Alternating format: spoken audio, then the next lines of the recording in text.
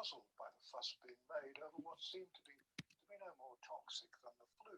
So I decided to live streaming on YouTube. Yeah. The figures that were available. Make sure we're good to go here, Pablo. You're a good boy. I don't care what they say. I love you. This isn't me looking back through the retrospective. I love you, buddy. Valuable aid for looking backwards and seeming wise. You know I love you forever, but what am I so afraid of? This here, palms. There we go. Ow. All right, Pablo. So what we're going to do next, buddy. That looks good. Ow. All right, that looks good. Close out that guy. That looks good. And that looks good. All right. Boo. Boo, boo, boo, boo, boo. All right, sweet. Got my merch up there, Pop. Sweet. All right. Welcome, welcome, welcome. Hot tea.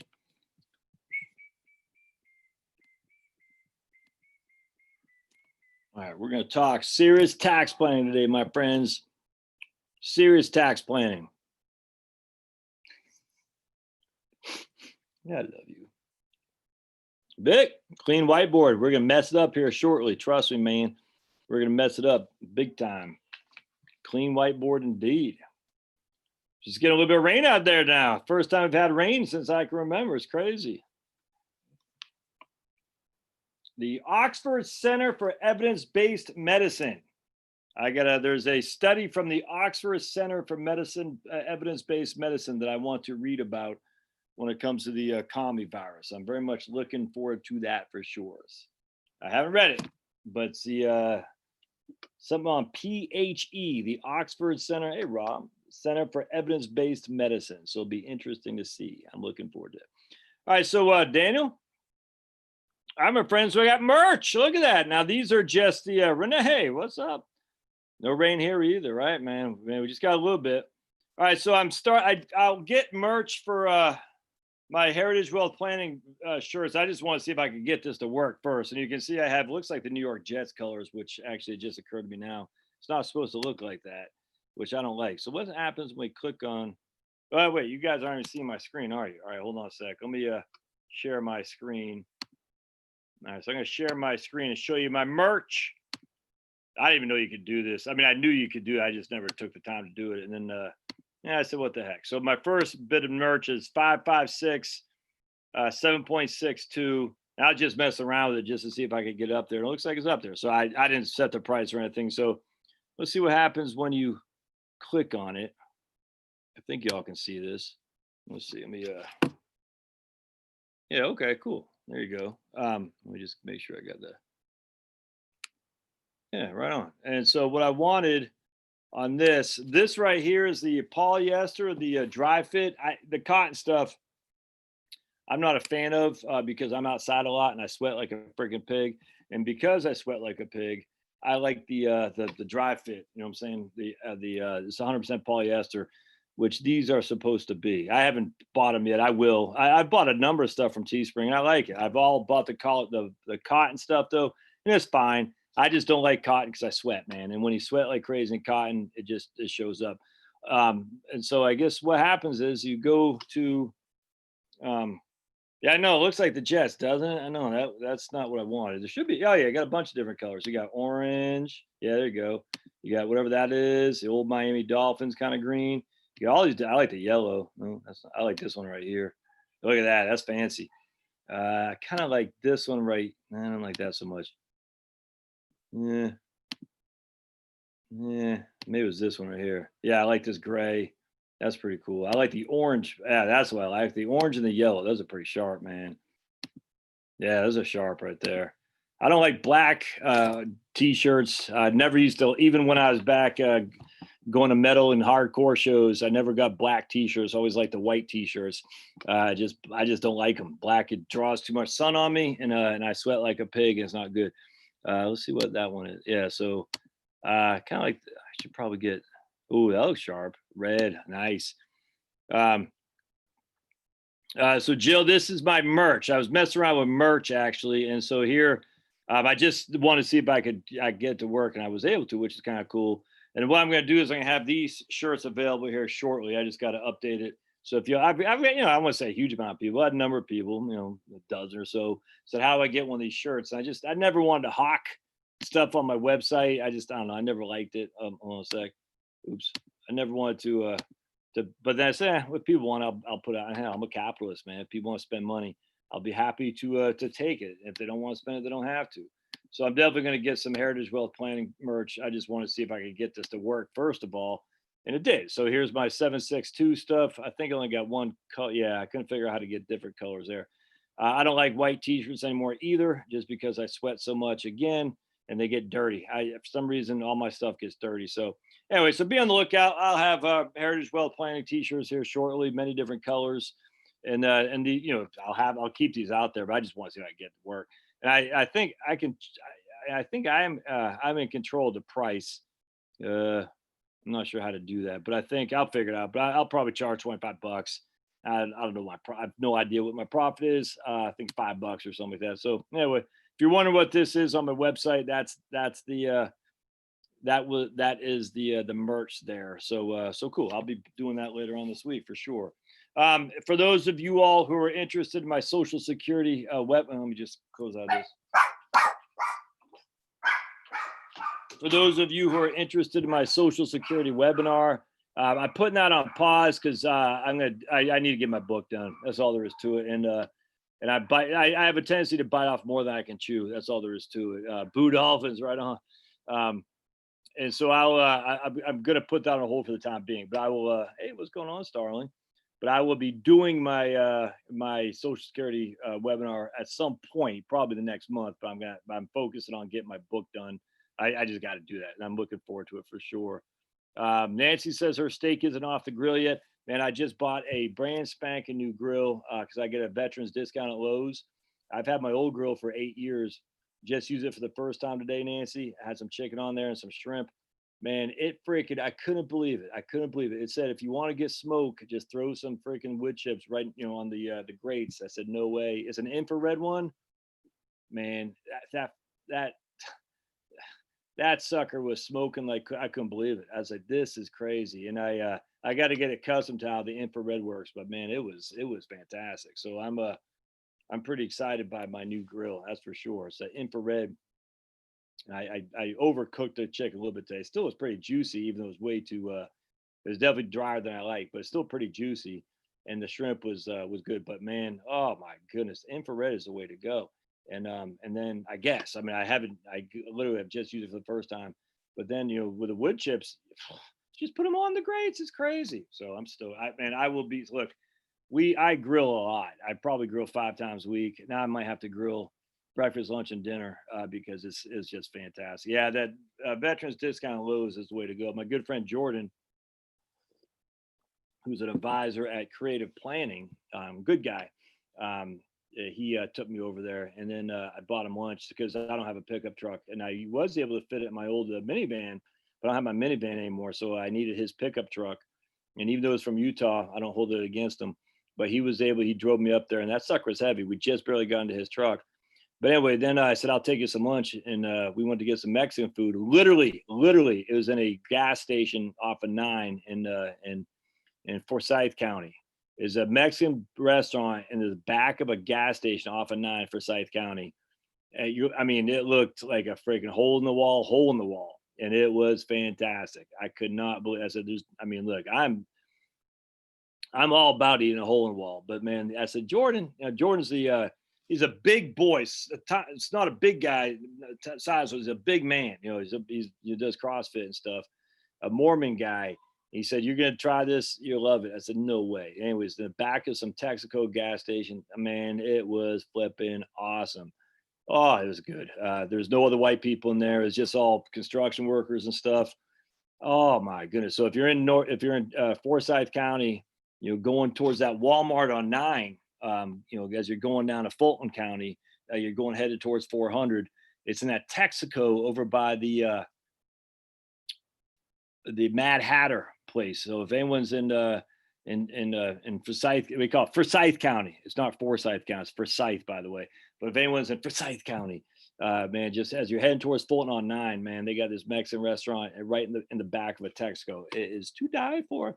All right, so let's see. Yeah, my man Vic just bought a cheap small egg grill, charcoal. Just the two of us, so I could bear my Weber guy. Yeah, I've heard that about those eggs too, man. They got one at Costco, a rip off of the egg. It was a good brand. My buddy bought one of those. He freaking loved it. He brought a beef jerky he did on that thing. It was fantastic. It was fantastic. Handful of briskets will hold the temperature at 250 all day to smoke. That's nuts. The technology is nuts. I love those stuff, man. I'm gonna get me an egg too, or a cheaper one. Unfortunately, at Costco, they don't take your veterans card as a get a discount. So I'm always kind of looking between Lowe's, Costco, Sprawl Mart. All right. So what I want to start with today. All right. So I want to talk tax planning big time. Seemed like I had something else I wanted to talk about first. Hold on just a second. Nope. Just want to make sure I didn't miss anything, right? I will show you this. I'll show. I am going to show you a couple articles I'll read in future videos.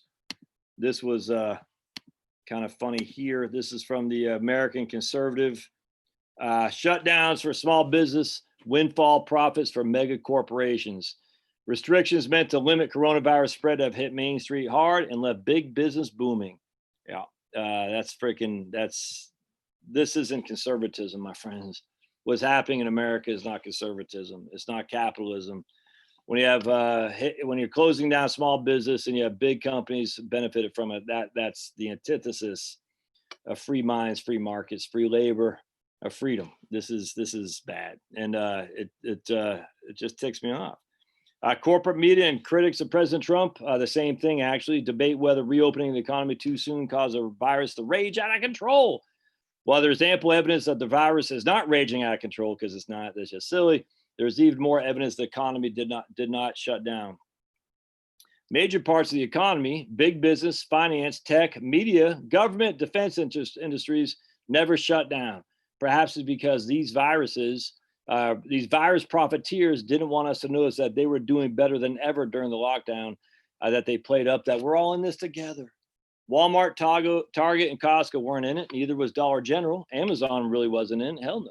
Jeff Bezos racked up major profits peddling the very items your neighborhood store owner was prohibited from selling.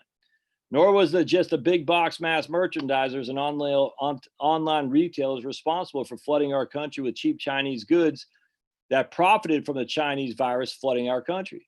Fast food franchises remain open, drive-through windows that operating at full tilt, while independently owned restaurants cooled their gas jets. Factories and workshops that didn't have defense or government contracts shut down. Many will not reopen.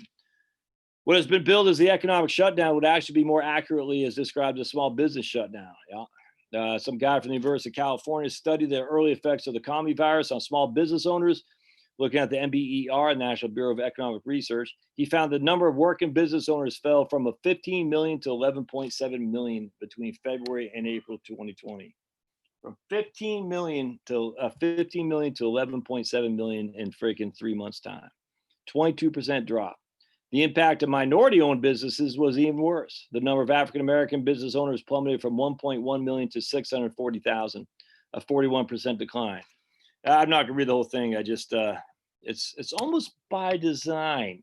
Almost by design. If we can get Black business owners, because one thing we can't have is Blacks being able to think outside the box and not vote for their Democratic superiors. We can't have that, because if we do, the Democratic Party, of course, will never see the light of day. And so what we have to do is shut down small businesses, and that's going to affect Black business owners even more so than white business owners and whatnot. Thus, they'll be less entrepreneurial and more suspect to fall in line with the Democrats. This is all by design, man. It's no different than the Great Society. Blacks are the families are the ones who got hurt most by it. It's all there is to it. And it's by design. Abortion, yes, the white families get same thing. The Blacks get affected the most, and the people who care the most. If we're really going to ban things, we need to ban the Democratic Party, because they were the part of the Klan. It wasn't the Republicans. No, the Klan went after Republicans. And I don't understand. It's just nuts to me. And it's just this way to have division. Ticks me off. And I was just talking to my man, this guy, JP, today. Watch that guy's video. You know, there was a black guy from Mississippi. I'm a white guy from Maine. They're just, you know, just regular people talking about regular stuff. But he said something interesting because he's up in the oil fields of Williston. And he said when with airlines shutting down and whatnot, that's killing the oil businesses as well. And I never thought about it like that. But you think about it, heavy industry can't do stuff. And that, what does that hurt? It hurts, you know, people are producing diesel ultimately as an end product. And he says it's hurting up there in Williston. He wasn't so sure about Texas, but I imagine the same thing happened in Texas. And, you know, you got, you know, blue collar laborers who can't work from home. The whole thing is just as corrupt as all can be. This whole thing is corrupt. It's by design to get the big businesses and big government and big finance all to rule our lives. You see what I'm saying? It's yeah. It sickens me, and we're going to do that by keeping the peons at each other's throats. Peons being us, you know, just regular folk. Oh man, he's black, he's white, he doesn't do this, he doesn't do that. Oh man, he's Muslim, he's Christian, he's Jew. Oh man, we should hate each other, as opposed to looking at what's happening in front of our very eyes, which is our leaders don't give two craps. That's all there is to it. Frustrates me. It does. It actually, it breaks my heart, because I think 41% of black-owned businesses are no more. And that's not good. We want to encourage entrepreneurship. We want to encourage families. And what do the Marxist, cultural Marxists do? They don't want entrepreneurship. They don't want families. And who gets hurt most is the blacks. And then it's coming for the whites too. Don't get me wrong. I mean, you look right now, 35% of white babies are born without a father in the home. You know, 35% white babies. It was back in the 1960s. We had 8% of white babies and 35% of black babies in the 1960s. 8% of white babies and 35% of black babies were born without a father in the home. Now it's 35% of white babies and 75% of black babies. And again, as I said before, the number of babies aborted in Georgia, 66% are black, even though blacks only represent 33% of the state. There are more black babies aborted in New York City than are born. And you can look at for whites too. There are more whites aborted in Russia than are born. It's a sick society that we're living in here, man. And somehow, if we can keep each other fighting, the sickness can just permeate through and through. All right. I didn't want to go off on that tangent, but it's just something that ticks me off. And I wish more people would be a little bit more as frustrated as I am. That's for sure. We talked about that. Okay. Bear with me just 1 second. I'm going through let's read this real quick. Is a U.S. turning into Japan. And then we'll go on to, when we get a little bit more people here, we'll go on to taxes. All right, so there's a U.S. turning to Japan. Someone had emailed me this. I don't think I read it in my last live stream. And I don't think I've even read the whole article. It's Alliance Bernstein. Yeah, I did read the whole article about a month and a half ago, so I've forgotten a little bit about it. But let's read this, because my argument is that the U.S. is more inclined to become Japan than we are to become Venezuela or a hyperinflationary environment. That's for sure. So here we go. The U.S. turning to Japan from the Alliance Bernstein. They're the folks that just moved from New York City to Nashville. Isn't that interesting, to Nashville? So welcome, Nashville, Alliance Bernstein, to your area. And soon you will, Nashville is pretty liberal as it is as a city for sure. And soon you're going to be 25 years from now, Nashville won't be that far removed from New York City. Let's see. I guess Charlotte hasn't gone that route, has it? But only a matter of time. All right. So MTV, big shoulder pads and even bigger hair. The fall of the Berlin Wall, the Japanese economic super engine. What do all these things have in common? The 1980s, a decade known for questionable fads and significant events in both American and world history. But times have changed. Most trends have faded along with Japan's economic supremacy. The country has devolved from the epitome of economic growth to stagnation in just 3 decades. Now, some investors are drawing parallels between the U.S. and Japan. Is the U.S. headed on a similar trajectory? Well, these guys are going to say no. I'm going to challenge you a little bit, because there's some things that are kind of bordering interesting, but we'll read this. Envy of Japan's economic prowess and fear that it would overtake the U.S. economy has morphed into a widespread acceptance of its new normal of mediocre growth. So what went wrong? Property and stock bubbles fueled by rapid debt growth peaked in 1989 and never recovered. Massive deleveraging of corporate balance sheets and to a lesser extent, household balance sheet limited growth. We could call that mark-to-market, by the way, because Richard Koo talks about in his book, The Holy Grail of Macroeconomics, that mark-to-market accounting was also used in Japan, which led to massive deleveraging. Because you have to deleverage when the mark is to market, and the market is way down here because there's no side on the other side of the trade. And there's no buyer, and you got to sell because the price of your pension, let's just say, says you cannot trade in stocks that are 80% lower value, or bonds. I'm just literally pulling that out there. But just say you got a bond for 100, it trades at 79, and your charter says you cannot hold a bond that has gone 20% lower than what you paid for, par value will say. And you're like, but I don't want to, the reason it's gone that way is because there's no market for this. It still has all the intrinsic value, but there's no market. There's no buy side on the trade. And so what happens is the corporate charter says, no, you still got to sell it. So now you got to sell it. You got to bring supply, a sale into the market where there's no demand. There's no buy side. So now you got this huge influx of supply and you still got no demand. And so all that does is make the market go down even more. In mark to market, some charters are going to say we have to mark to market at 70. Well, now because there's no demand side, but there's an influx of supply, a glut of supply, you got all the supply coming in, no demand, it makes it go lower. So now the people who could hold on to it until 70, they got to sell. Now you got more. It's this cascading thing. It's nuts. And that's what mark-to-market accounting does until there's completely chaos and you're getting 15 cents on the dollar bonds. And a guy like Warren Buffett runs in and he's only got liquidity and cash, but he can't buy everything. Can't buy everything. So he can buy the sweetest deals, the Goldman Sachs of the world, but he can't buy freaking half the other stuff out there. So what happens? Gone in 60 seconds. That's mark-to-market accounting right there. Doesn't take an economic degree to figure out how evil that can be. If you have no buy side and you got a mass amount of sale side, it's going to tilt it against the sale. The price is going to go down. Crazy. All right, so we got massive deleveraging. Deleveraging and balance sheet reductions led to near and below zero inflation over the last 30 years. Now, what they don't say, too, is on top of that, the lesson was all these people who are so heavy indebted say, I'm never going that route again. I'm never borrowing again. And because that, Japan can say it wasn't deleveraging and balance sheet reductions. They missed the boat here. What they should have said is the government thought they could stimulate the economy by lowering interest rates, as if a lower interest rate is what gets people to engage in economic activity. There's no evidence that that's the driving factor of economic activity at all. Economic activity is being driven by people's profit margins. I can make more money in the future by investing or buying this today than I could if I did not do that. Thus, I'm going to engage in economic activity. It's not because interest rates are low. They're not saying, wow, it was 2% before, now it's 1.5. I better go out there and purchase. It doesn't work like that, especially if it's the deflationary economy where you see the price dropping month after month after month. People aren't going to invest in anything and certainly borrow money at a fixed rate, knowing full well the interest rates could keep dropping and the price could keep going down. It doesn't work like this. Anyway, so that's not what led to the reduction that led to near or low or below zero interest rates is the Japanese central bank. They said, wow, we can stimulate demand by lowering interest rates. No one's taking, no one's borrowing. And then you got an older demographic, which they don't talk about here too. Older people don't want to borrow. So they got burned by leveraging before. Now they're getting older. It's a twofer. Same thing happened here. Real interest rates eased as inflation collapsed.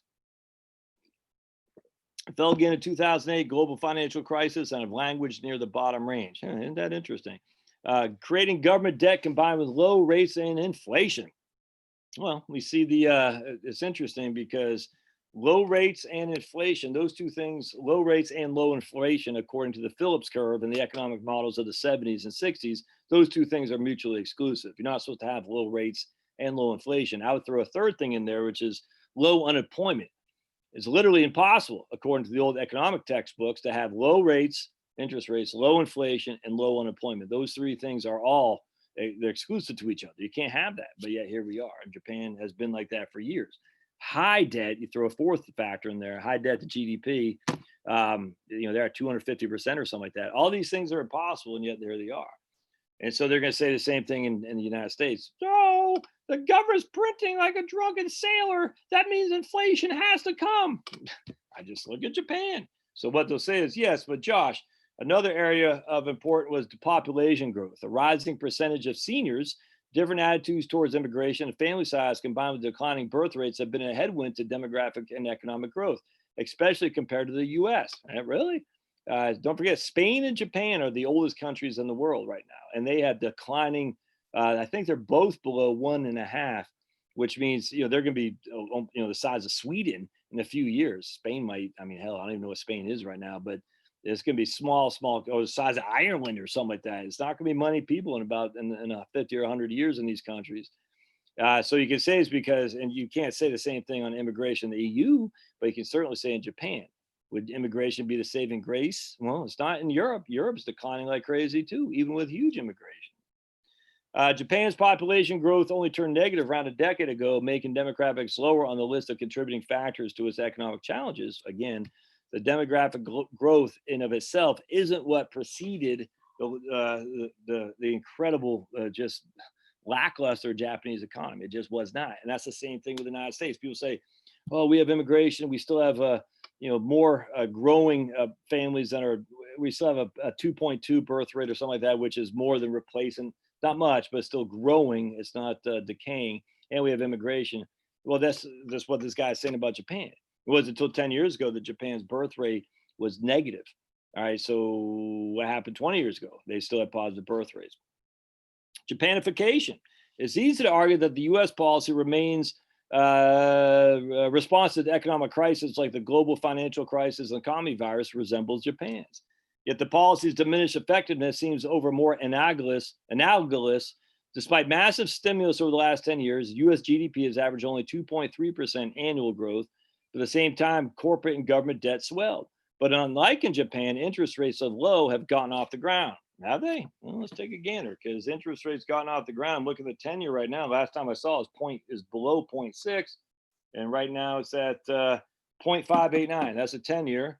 30-year is at the 13-week, by the way, is 0.098. Now I want to remind me to talk about the G fund too for you guys out there. I had a couple of questions about the G fund. The 30-year treasury is at 1.239. That's a 30-year. So they've gotten off the ground, but they're as low as they've ever been. Similarly, U.S. rates move. Okay. At the same time, corporate government the slow, purposeful descent of Japan's rate in the early 1990s was initially designed to burst as asset bubbles, but policy made. The purposeful descent of Japan's rates in the early 1990s was initially designed to burst as asset bubbles. How would a decline in interest rates burst your housing and stock bubbles? That makes absolutely no sense whatsoever. That's the stupidest thing I've ever heard. You don't fight the Fed. That means when the Fed is raising, you wait and before you buy stocks or you sell your stocks before they do it. You don't do that. But that's the idea is you wait till the Fed's done raising because how you burst a stock bubble is by raising the interest rates. That doesn't make any sense to me at all. The slow, purposeful descent of Japan's rate in the early 1990s was initially designed to burst as asset bubbles. See, that's where the economy, that doesn't make any sense. Similarly, U.S. rates moved sharply lower during the financial crisis and remained there for 5 years, but there's a key difference. Beginning in 2015, U.S. rates were systematically raised, creating space above the lower bound for future policy responses. Okay, but despite falling to zero today, the oscillation throughout the years mark a sharp contrast between the past of Japan and the U.S. Okay, yeah. So, okay, that's just odd to me. Let's see. When it accounts for the difference between the path of rates and the U.S., like the interest rates aren't what drives this stuff anymore, man. It's just not. I mean, I hate to say it. Once you're in here, the 2% threshold, a 50 basis point drop isn't going to do anything. It just is not. That's a 33% decline. It's just not that, or 25% decline. It's just not that big of a deal. Now, if we're up here and you drop by 2 percentage points, 8 to 6 is a big deal. But 2 to 1.5 is kind of like this whole race to the bottom on fees. Vanguard has 10 basis points. Schwab has 3. Schwab is better. We're talking such a pittance anymore. It's not even worthwhile to even have the debate because it's so silly. At 1.5 to 1, and then 1/2 to 1 to 0.35. Those are big. That's the big thing. Those are big number declines. But once you get to, basically 25 basis points or lower and fees, it doesn't matter. Inflation impacts businesses and consumers in separate ways. Lower prices discourage business investment, and hiring may even foster lower wages. Meanwhile, consumers respond to disinflation by putting off large ticket items and wait for prices to fall. Exactly. Collectively, such behaviors reduce taxes and slow growth.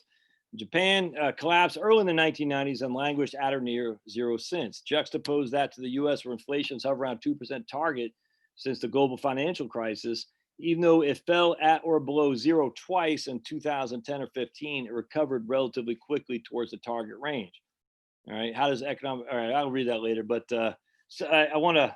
Well, I guess that's it. So let's just see. I only got a couple more paragraphs. So while the U.S. economic growth has disappointed, it's clocked in well above zero. In fact, we've just experienced the longest expansion in U.S. history. In contrast, trend growth near zero renders a prolonged expansion nearly impossible. That's why Japan has swung in and out of recessions with large drawdowns in equity prices since the 1990s. That should bode well for the U.S.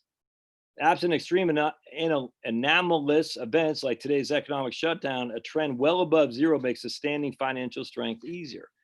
On closer inspection, labor and business investment appear to be explaining the divergence. In the U.S., investment remains strong enough to add to GDP, unlike in Japan, where it's detracted. Similarly, labor has subtracted from growth since Japan's bubble burst. What about in the US? Before the COVID-19 crisis, employment represented the most significant driver of the US economy.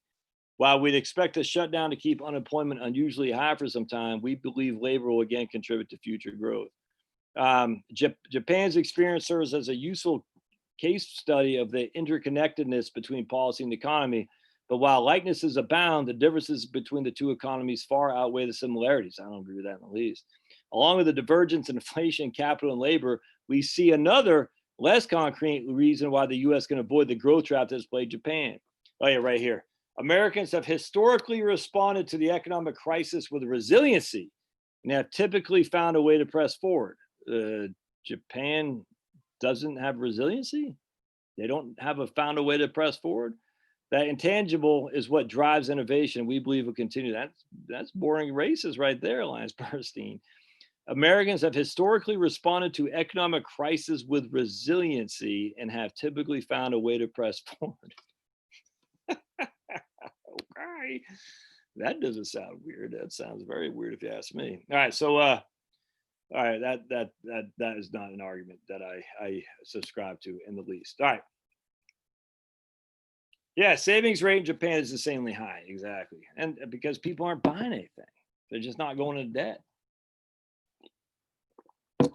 Brian Westbury opened my eyes in 2009 about mark to market. Me too, Dwayne.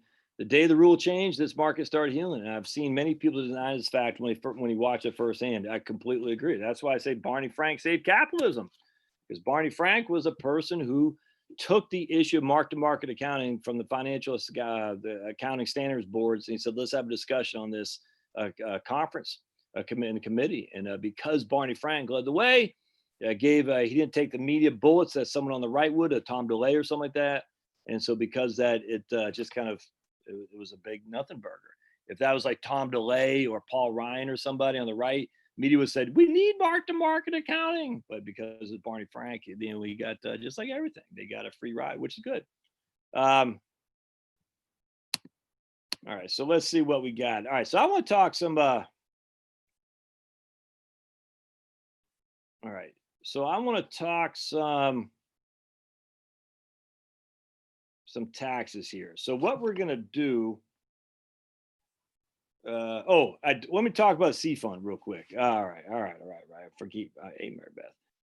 I want to talk about the C fund. I've been getting a number of questions on the C fund. So let's go to tsp.gov, excuse me, and we're going to go to share screen. Oh, the G fund, excuse me. So this is for you folks in the government pension. Our 401k is the TSP, the Thrift Savings Plan, the federal government's version of the 401k. All right, so let's go to, I gotta find it.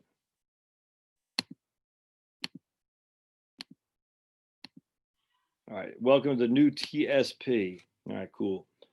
I'll make sure you guys are okay, cool, because I've been getting some questions on this, and I think it's pretty interesting to all right, individual funds. So we're gonna go to fund options, individual funds. All right, cool. Then we're gonna go to G fund. So the G fund is a government fund, government securities investment fund. And I had a guy who emailed me, said, man, he was getting his 500,000 in the G fund. He was getting like 850 a month, and now he's getting like 150. I can't remember exactly what he said, but he's essentially is getting less than 10 basis points for the most part. And maybe it's 10, but it wasn't much. I mean, that's 1/10 of 1%. And I said, yeah. And the reason for that is because if we look at what the fund's benchmark is, check it.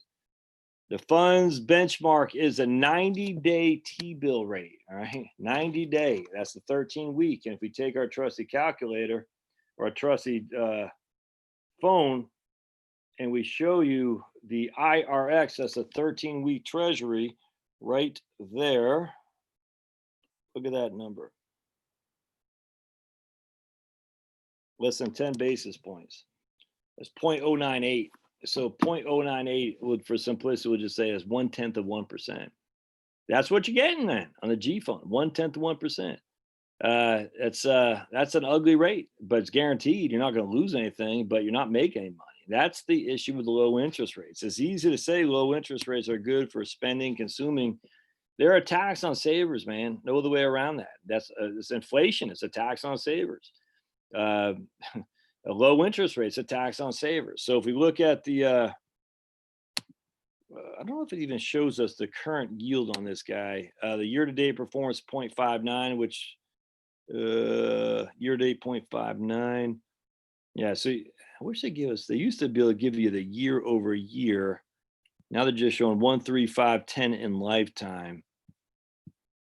Did they not give us a year over year? Oh man, let's see. Yeah, right there. Short-term U.S. Treasury securities, 100%, 90-day bills or 13-week bills. That's ugly, man. By law, the G fund must be invested in non-marketable U.S. Treasury securities issued to the TSP. That's what you're getting. There's just no other way around that. And I'm okay. Just it's fees and more. Yeah, I can't see. The G fund is invested in short-term U.S. Treasury securities, especially issued to the TSP. Payment of principal and interest is guaranteed. Thus, there's no credit risk, but you're not making money. I wish they give you. They used to be able to say how the fund. Let's see. Oh, maybe this is rates of return. Let's see. They used to be able to say return year-over-year returns. Let's go to. All right, there we go. Cool. Oh yeah, here we go. Yeah, sweet. So they are showing the G fund. So look, and oh yeah, that's nice. So if you see, and this is back when the the 10-year treasuries were paying, I can't remember off the top of my head, but I mean there's 8.81 on 1988 in the G fund, and just look at. I wish the chart was a little bit more meaningful. 60, 40, 20, 0. I mean this doesn't look nearly as bad as it is, but you can see that just huge drop. Huge drop. Look at that, just freaking ugly as can be. That's not good, man. Yeah, monthly year over. Oh yeah, this is sweet. I'm glad they did this. So monthly returns too, even that's pretty cool. So look, in June you got 0.006, 0.06. There you go, 7 basis points. That's not going to get the job done. Let's just take a look at the F fund. We'll compare it. We'll see what the F fund. Yeah, so the F fund. This is the fixed income fund with bonds. Same kind of thing here. 1994 is down. 1995 kicked butt. 1999 was down. 2000 kicked butt. 2008 was down. 2014, I don't want to say kicked butt, but was up. 2015, 16, 17, 18, not much. The last year is pretty good, and now we're 6.8, 6.08. That's not bad, but monthly returns. This stuff's pretty. This is pretty cool right here. So you can go over this and kind of look at it on any given month, like right here. Let's go to when we launched the war in Iraq. Was that December 1990? Let's take a look. I think it was December 1990. Was it not? That's when we first started sending troops there, August of 1990. And I remember that like it was yesterday. I mean, I shared the story a million times a Sunday, but I was in Ranger School. We're up in Dahlonega, as a matter of fact. And they called us out, or was it even late at night or something like that? And I can't remember. We got into a formation. They just started calling people out, like Captain Johnson. And I'll never forget Captain Johnson because he was a Special Forces guy, a captain of Special Forces, and I liked him a lot. And he was a good guy. I mean, it's actually kind of funny. He wasn't very athletic or anything, but he just cock strong as they come. And we're like, what the hell is going on? They're calling these guys out. We had no idea what was going on. And we never saw them again. I have no idea what happened to those guys, but they probably called a third of the platoon. And it was kind of weird. Anyway, a couple of days later, maybe a week later, we're like, what the hell? And they finally said, okay, now we have the permission to tell you that we are gathering for war in Iraq. We're like, what? It was crazy. No one, I mean, I was friggin' 20 years old, just turned 20. No one had any idea what was going on. At least I didn't. And it's just like, all right, this is after Panama. Panama happened, 6 months before or something like that. I'll never forget that, though. That was August of 1990. And then December, I could have sworn was when we launched, right? 91, January 91. Yeah, and that's when the price of oil, I think the price of oil tanked right here. So August of 1990 was a big month. That's for sure. I'll never forget that. That's crazy. It was the weirdest thing, man, because you're like, what? No one had any idea what's going on. In fact, then you start hearing like the elite Revolutionary Guard, and just the media played them up, and Bernard Shaw was saying, Iraq, we can never beat them, and blah blah blah. And then all that said and done, and we still got to go back in later. What the hell? I don't understand why. I know Bush said he didn't want to take out Saddam because it'd create instability in the Middle East. Well, what was Iraq? What was the whole thing? It was anyway. And I remember someone telling me too, they go to Saudi Arabia and the women would have to, get all gathered up and stuff. Like, I was like, what is this? They're asking us for defense. And the point about that is we couldn't produce our own oil. We're relying on those guys for the lifeblood of the American economy. And they had us over the barrel, man, OPEC and whatnot. Again, going back to the conversation I had with JP today from JP TV 3000, the oil guy up in Williston, North Dakota. But it's not like that anymore. And I don't get why it's not like that. It didn't have to be like that back then, but we didn't know what fracking was then, but now we do. It's not like that. So I don't know why it's weird to me, but yeah. All right. So, all right, I want to go into taxes. This is something I want to talk about. So what I'm going to do is I'm going to go get out of this and I'm going to get on the, let's see here. I want to make sure I'm going to get on the whiteboard. I just want to make sure that this is, you all can see that. Hold on just a second. So what we're going to, get old. Man, I've been outside moving dirt like a madman for the last 3 days, and it's been freaking hot, my friends. Oh, sweating like a freaking pig. And man, just moving. We got a 10 cubic feet of dirt delivered, and I'm shoveling it and moving it and shoveling it and moving it, and it's 100 degrees outside, and man alive, I'm becoming an old man. 50 years old. I feel like I'm 90. One second. See, I can't get that's going to work pretty good. All right. That'll probably work about the best I can. I want to go over again on how Social Security works. We got that right. This coming from right? Is that from up there? Or is that from over here? That light. All right. So hopefully y'all can still hear me. All right. All right. So we're going to show you a couple things. All right. So I want to show you how Social Security taxation works. So I want to get this in your head because it works the same for every state you live in. So what we're going to do tonight, we're going to show you how Social Security taxation works. All right. Then you'll get that for the feds. And once you get that for the feds, you can say, okay, now I know exactly what my federal tax rate is going to be. I just want to make sure you all can still hear me.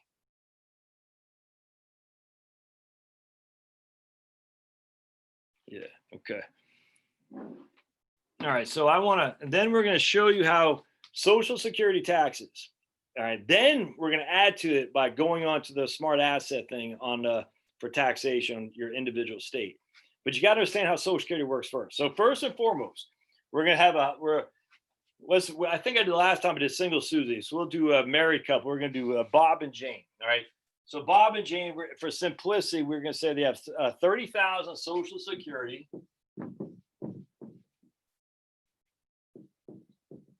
And 30,000, a combination of pension plus IRA distribution. Now, it doesn't have to be pension. It can be anything. This can be anything that's taxable as ordinary income, anything. All right. Now, even could be long-term capital gains. I don't want to get in that right now, but it's 30,000 pension and IRA. It doesn't matter. It could be anything, but we're just for simplicity. We have Social Security and all other income. I just want to make it simple because it's easier on me. All right, so now what we're trying to do is we're trying to figure out what their provisional income is. What the provisional income is, how much of their Social Security is subject to taxation, if that makes sense. All right. Actually, let's do some. Let's try something else. Actually, first, let's just say, I'm going to show you something. So we're going to say Social Security for Jane.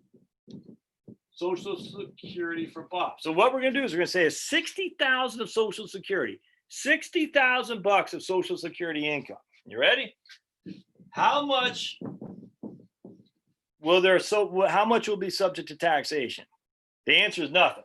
So we take 60,000, divide that by 2 equals $30,000. That's how much you take half of your Social Security and you use that to calculate your provisional income. Half your Social Security plus anything other income you have. But in this case, they have no other income. They're living off 60,000 a year in Social Security.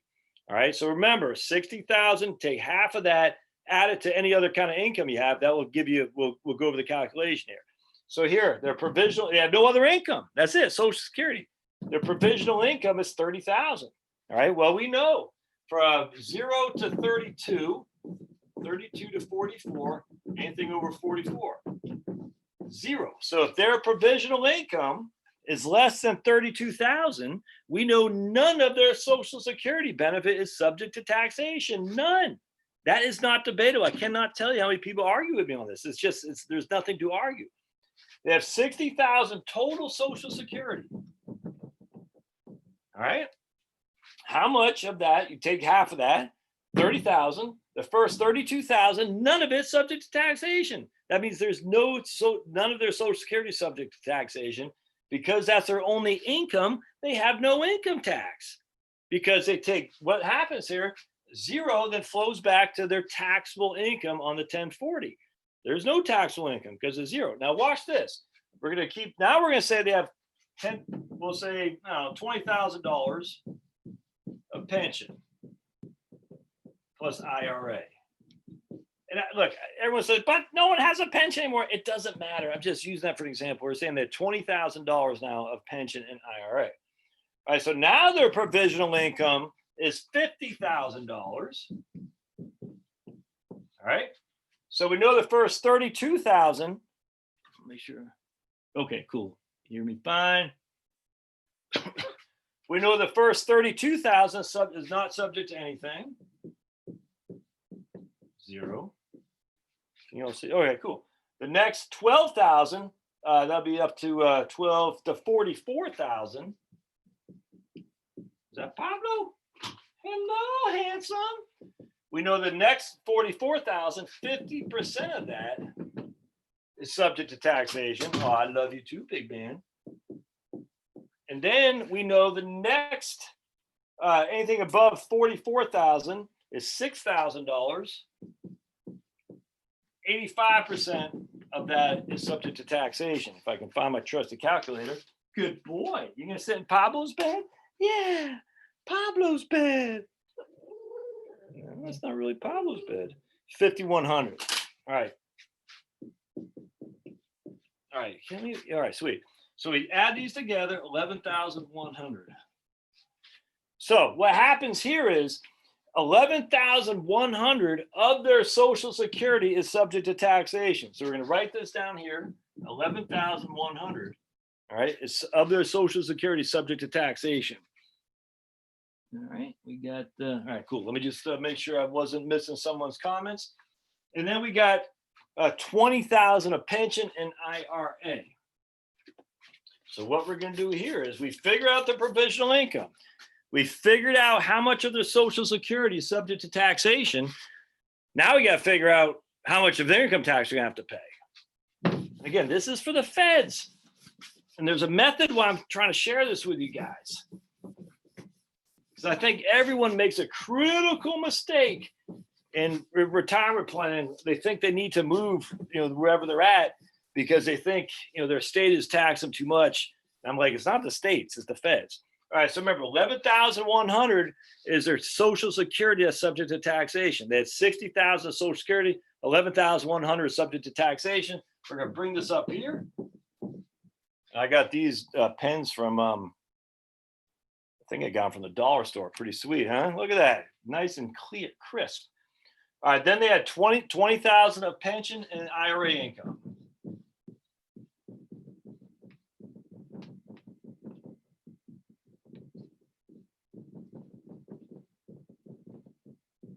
All right, so we got 11,100 of taxable Social Security, 20,000 of pension and IRA income, totally taxable.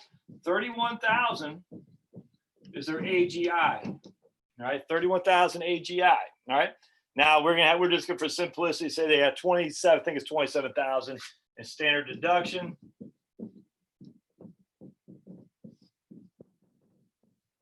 So they have $4,000 of taxable income. That's gonna be at 10%. So they can pay $400 in taxes on what's that? $80,000 of income. $80,000 of income. They're gonna pay $400 in federal taxation, all because they maxed out Social Security. Now a lot of people say, yeah, but Josh, that's a lot of Social Security. No one gets that kind of Social Security. All right, well, let's go and show you. 30,000 of Social Security ain't all it's cracked up to be. I'm telling you right now. A lot of people say, yeah, no one can get that kind of Social Security. Watch. I'm going to show you. I'm going to show you how it works. And this will help you too as you're kind of thinking about retiring. Like in terms of how much you need to keep working and whatnot in order to maintain a good Social Security balance. I don't have my book here. I had written a book on this called "Retire. You Can Retire on Social Security." All right. So what we're going to do is we're going to say you averaged, I don't know, we're going to say you averaged 70,000 a year over the course of your life. 70,000. Yeah, literally. I'm just making this number as I go. I have not trained. I haven't practiced. I'm just literally just making it up. We're going to say you average 70,000 a year. So you are in your last year today at work. Let me get my tea. All right. I took Pablo to the vet yesterday too. He was scared, man. They took his blood and he was not happy with me. Were you, big man? No, you weren't. Anyway, so we have, we're going to say this guy averaged 70,000 a year, or lady, doesn't matter, over the course of his working career. That means, and when, 25 years ago, he was making the equivalent of 70,000 25 years ago, which I don't know what it was. That's where the average wage index comes in, which I don't know if we'll get too much in that tonight, but that's kind of the concern we have for people born in 1960. But just remember, so if 70,000 is what your earnings were today, that's the equivalent of something different, 45,000 20 years ago or whatever it was. We're using the average wage index. So we're saying over the course of your 35 working years, you average 70,000 a year. And what we do is we're going to times 70,000 by 35.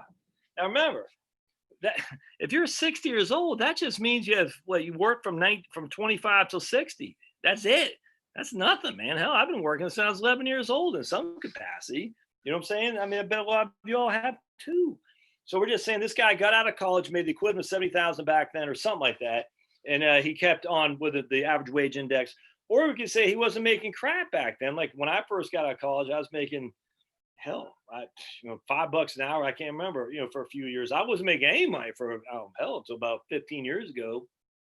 Yeah, about 15 years ago, 12 years ago, and I started finally making some money. So basically, it doesn't matter. They're going to say, here's what you were making back then. Here's what you're making now. We're going to average them all. And essentially, my average income is 70,000. We'll just say that. So we times that by 35 and take our trusty calculator. You'd be shocked how many people say, I can't believe you can't times that in your head. So, it's weird, man. People really get like, yeah, it's funny. All right, so that's 2.45 million. So that's 2.45 million in adjusted total earnings. Why are we using 35? Well, because we only take your top 35 years of earnings. That's it. If you have 42 years of earnings, 7 of those years are just kaput. They're gone. You know, you just pay taxes for nothing. You're not getting any benefit of it at all. All right. All right. If you were 30 years, they're still using 35. That means you have 5 big fat goose eggs of instead of 35 years, you only have 30. I hope that makes sense. 35 years is the number we're using, regardless if you've worked till you're 1,000,000 years old or if you only worked one. We're always using 30. And what we're doing is we're saying 2.45, and we're going to divide that number by 35 times 12 to get 420 months. We're taking your top 35 years of earnings, we're timesing it by 12. That gives us that number right there, 420. The reason we're doing it by monthly is because we're trying to figure out how much your monthly earnings are for Social Security, your average indexed monthly earnings, your AIME, your average indexed monthly earnings. So that's what we're trying to figure out. So now we're taking 2.45 million, divide that by 420, and that gives us 5,833. All right, now off the top of my head, I'm gonna have to look up what the hold on, I can look up what the bend points are. I forgot what they were. Bear me. Okay, buddy. Bear me just a second. 2020 bend points. I forgot what they were, so I just got to look them up so we can figure out what our AIME is. And the bend point formula for Social Security, it's 2020 is 960,5785. Okay. So the first 9, oops, ouch. The first, what did I do my marker? What did it drop? All right, well, I guess I'll get a different color. Hey, man, what did I do with my marker? Oh, I got ghosts in here. All right, so the first 960 times by 9, the next 5785. All right, and then 5785 times by 0.32. All right, so what's happening? Let me show you what's happening. It's kind of confusing. All right, then anything over that times by 0.15. Okay. So what we're doing here is Social Security. It's more. It replaces more of your income the lower income you have. So if you average 50,000 a year as opposed to 70, you're going to get more. You'll get less Social Security benefit, but you get more replacement relative to 50,000. If you average 100,000 relative to 70, you'll get more Social Security benefit, but it'll be less of a replacement amount. I hope that makes sense.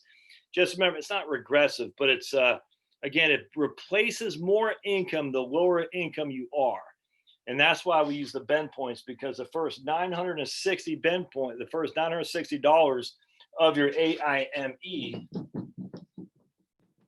the first 960 for that, you could be Bill Gates, you could be Josh, you could be Pablo. We're all getting $960 times 90% of that, which is 60 times 0.9, which is 864. The next 5,785, well, we got to subtract that from 960. So 5,785 minus 960, that's 4,825. So what we do here is we say the next 4,825, we times that by 0.32, and that gives us 1,544. Now they made 5,833, 5,785. So the next amount, 5,833 minus 5,785, $48. 5,833 minus 5, $48 at 15%. This will make sense there in just a second, folks. 7.2. We're gonna say $7. All right. So here we can figure out what their total benefit will be at their full retirement age. So we take 864. Plus 7 plus 864 plus 1544. Their total benefit is 2422 at their full retirement age, which would be 67 years old So they take their Social Security at 67, they'll make 24.22 simply by having average 70,000 a year of income. And that's, look, that's not low, that's not a huge amount. That's just a decent income. There's just no other way around it. The median household in America is about 63,000 right here. Now that's the median household. That includes retirees. That includes just people starting. I guarantee if you looked at the median household for say people 25 to 60, it's going to be a hell of a lot more than 62,000.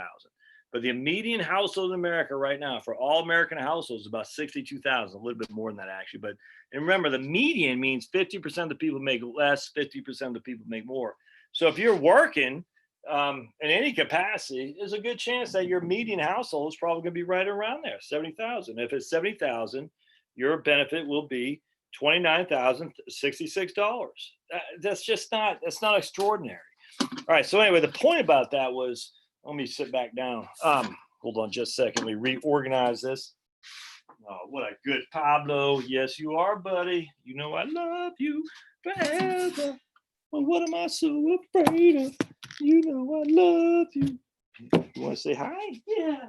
Here's Pablo. Yeah, he knows I love you forever. But what are we so afraid of? Hello. Look at underbite. All the people at the vet loved his little underbite. We got a little piece of fur there. Oh boy. All right. Pablo thinks I'm mocking him. I'm not mocking you, buddy. I'm loving you. All right. So the point about that is that we just showed you it's not impossible to make 30,000 a year in Social Security. Now I grant you that if both couples made 30, would have to have made 70,000 to get that, basically 30,000 a year in Social Security. I grant you that. But the issue is that it's not extremely difficult. It's just not. Now, part two of that, if the wife didn't work, or the husband, the wife, she would still be able to draw half that right there. So she, instead of getting 24.22 at her full retirement age, she'd get 12,000, $11. So just by this one guy making 70,000 a year, his wife, he'd get 24.22 plus his wife would get 12,011. They'd have $3,600 a month in Social Security, times that by 12. That's $43,596 a year in income. And if it's just Social Security, that's completely tax-free. And I didn't run it up there, but we just saw that if you have 60,000 of Social Security and 20,000 of IRA distributions, you're paying $400 to the feds. That's nothing. Big fat nothing burger. If you do it, that's the whole point about another reason why I think people overlook Social Security, because I don't think they quite recognize the value that it is. All right.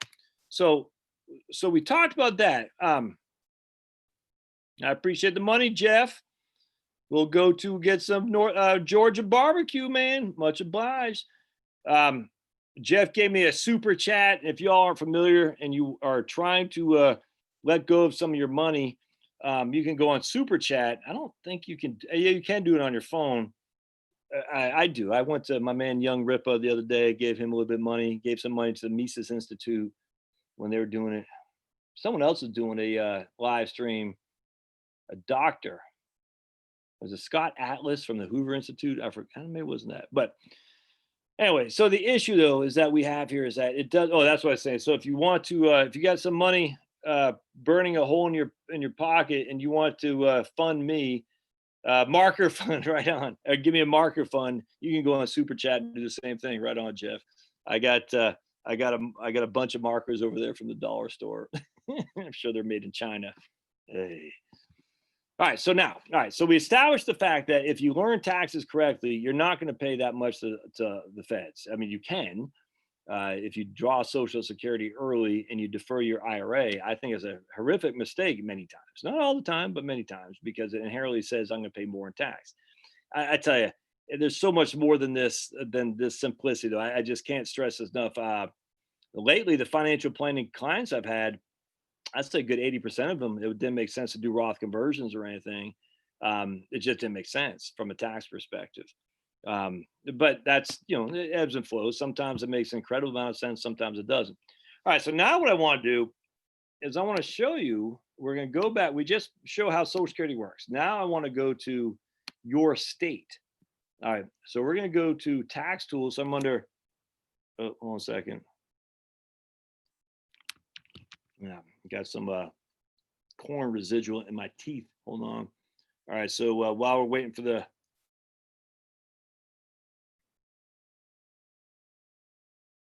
I'm going to do that other video on what to do 2 years out. I'll do that again tomorrow, man. Yeah, I don't know what happened to that audio. That stunk too, because my daughters drove by and they were actually in the video. I thought that was pretty cool. It's crazy. It's too bad. I don't know why it didn't take. That's strange. All right. Hey, Jonathan. What's up, Jonathan? You're from El Paso? Did not know that. All right.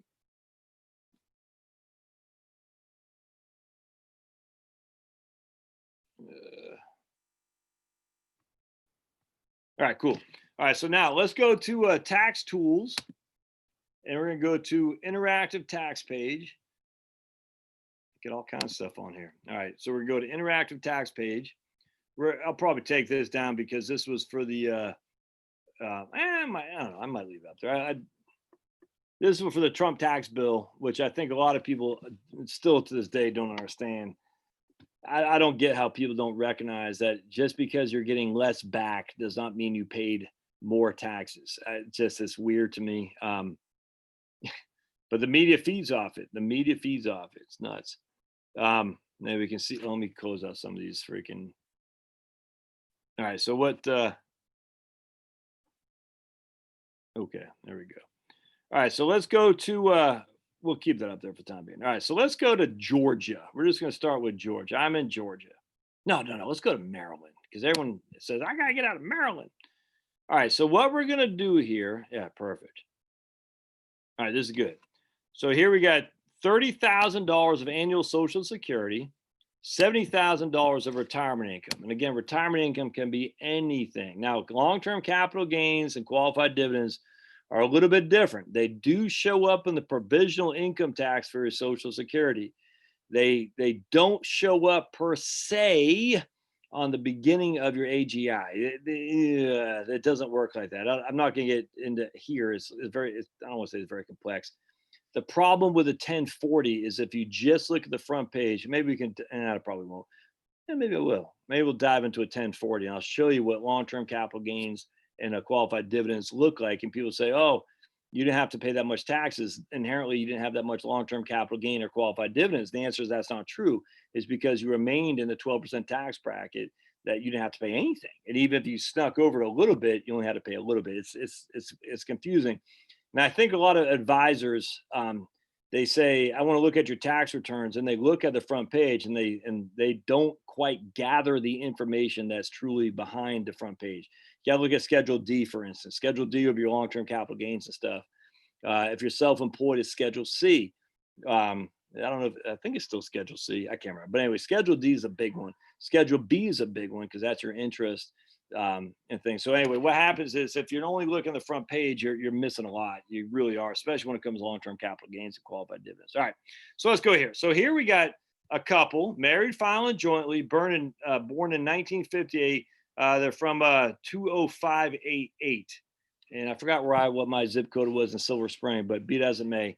So they make $100,000 of income, and they're paying $2,700 to the state of Maryland. That's it, $2,700. All right. I mean, that's 2% to the state of Maryland. That's just not that bad, man. On 30,000 Social Security and 70,000 income. I mean, it's right there. Proof is in the pudding. Now watch what they pay to the feds, $8,000. Here they got local, so I'm not even sure what that local tax is. So I guess that's because they live in. What? Yeah, I don't know what the what is. Hold on a second. Let me find out what 20588 is. See, that local tax will tick me off. What is 20588 zip code? Where is that?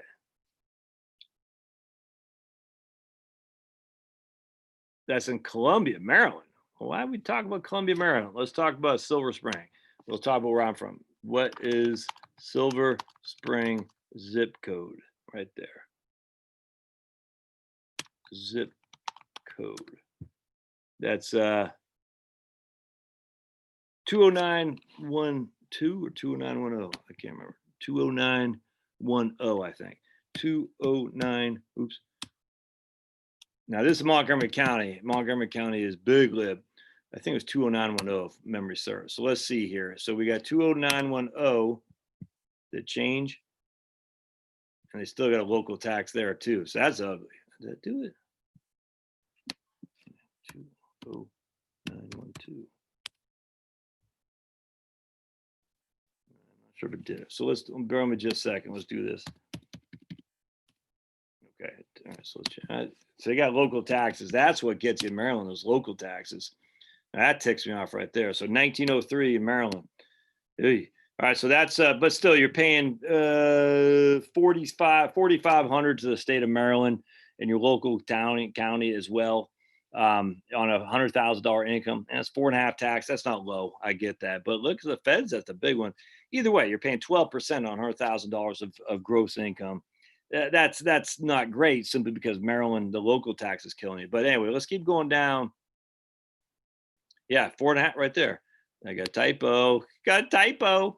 All right, so Social Security is not taxed, but remember, Maryland also just, if you're living in this state, by the way, just be careful because in Maryland, if you roll money from a TSP or 403B or 401k to an IRA, you could pay more in tax than you need to. So just keep that in mind if you do live in Maryland. But I don't want to get this into discussion about Maryland. So, all right, let's just go down. So now we're going to say, okay, so Maryland is that's not great from an income tax perspective, but it's not as ugly as I think a lot of people make.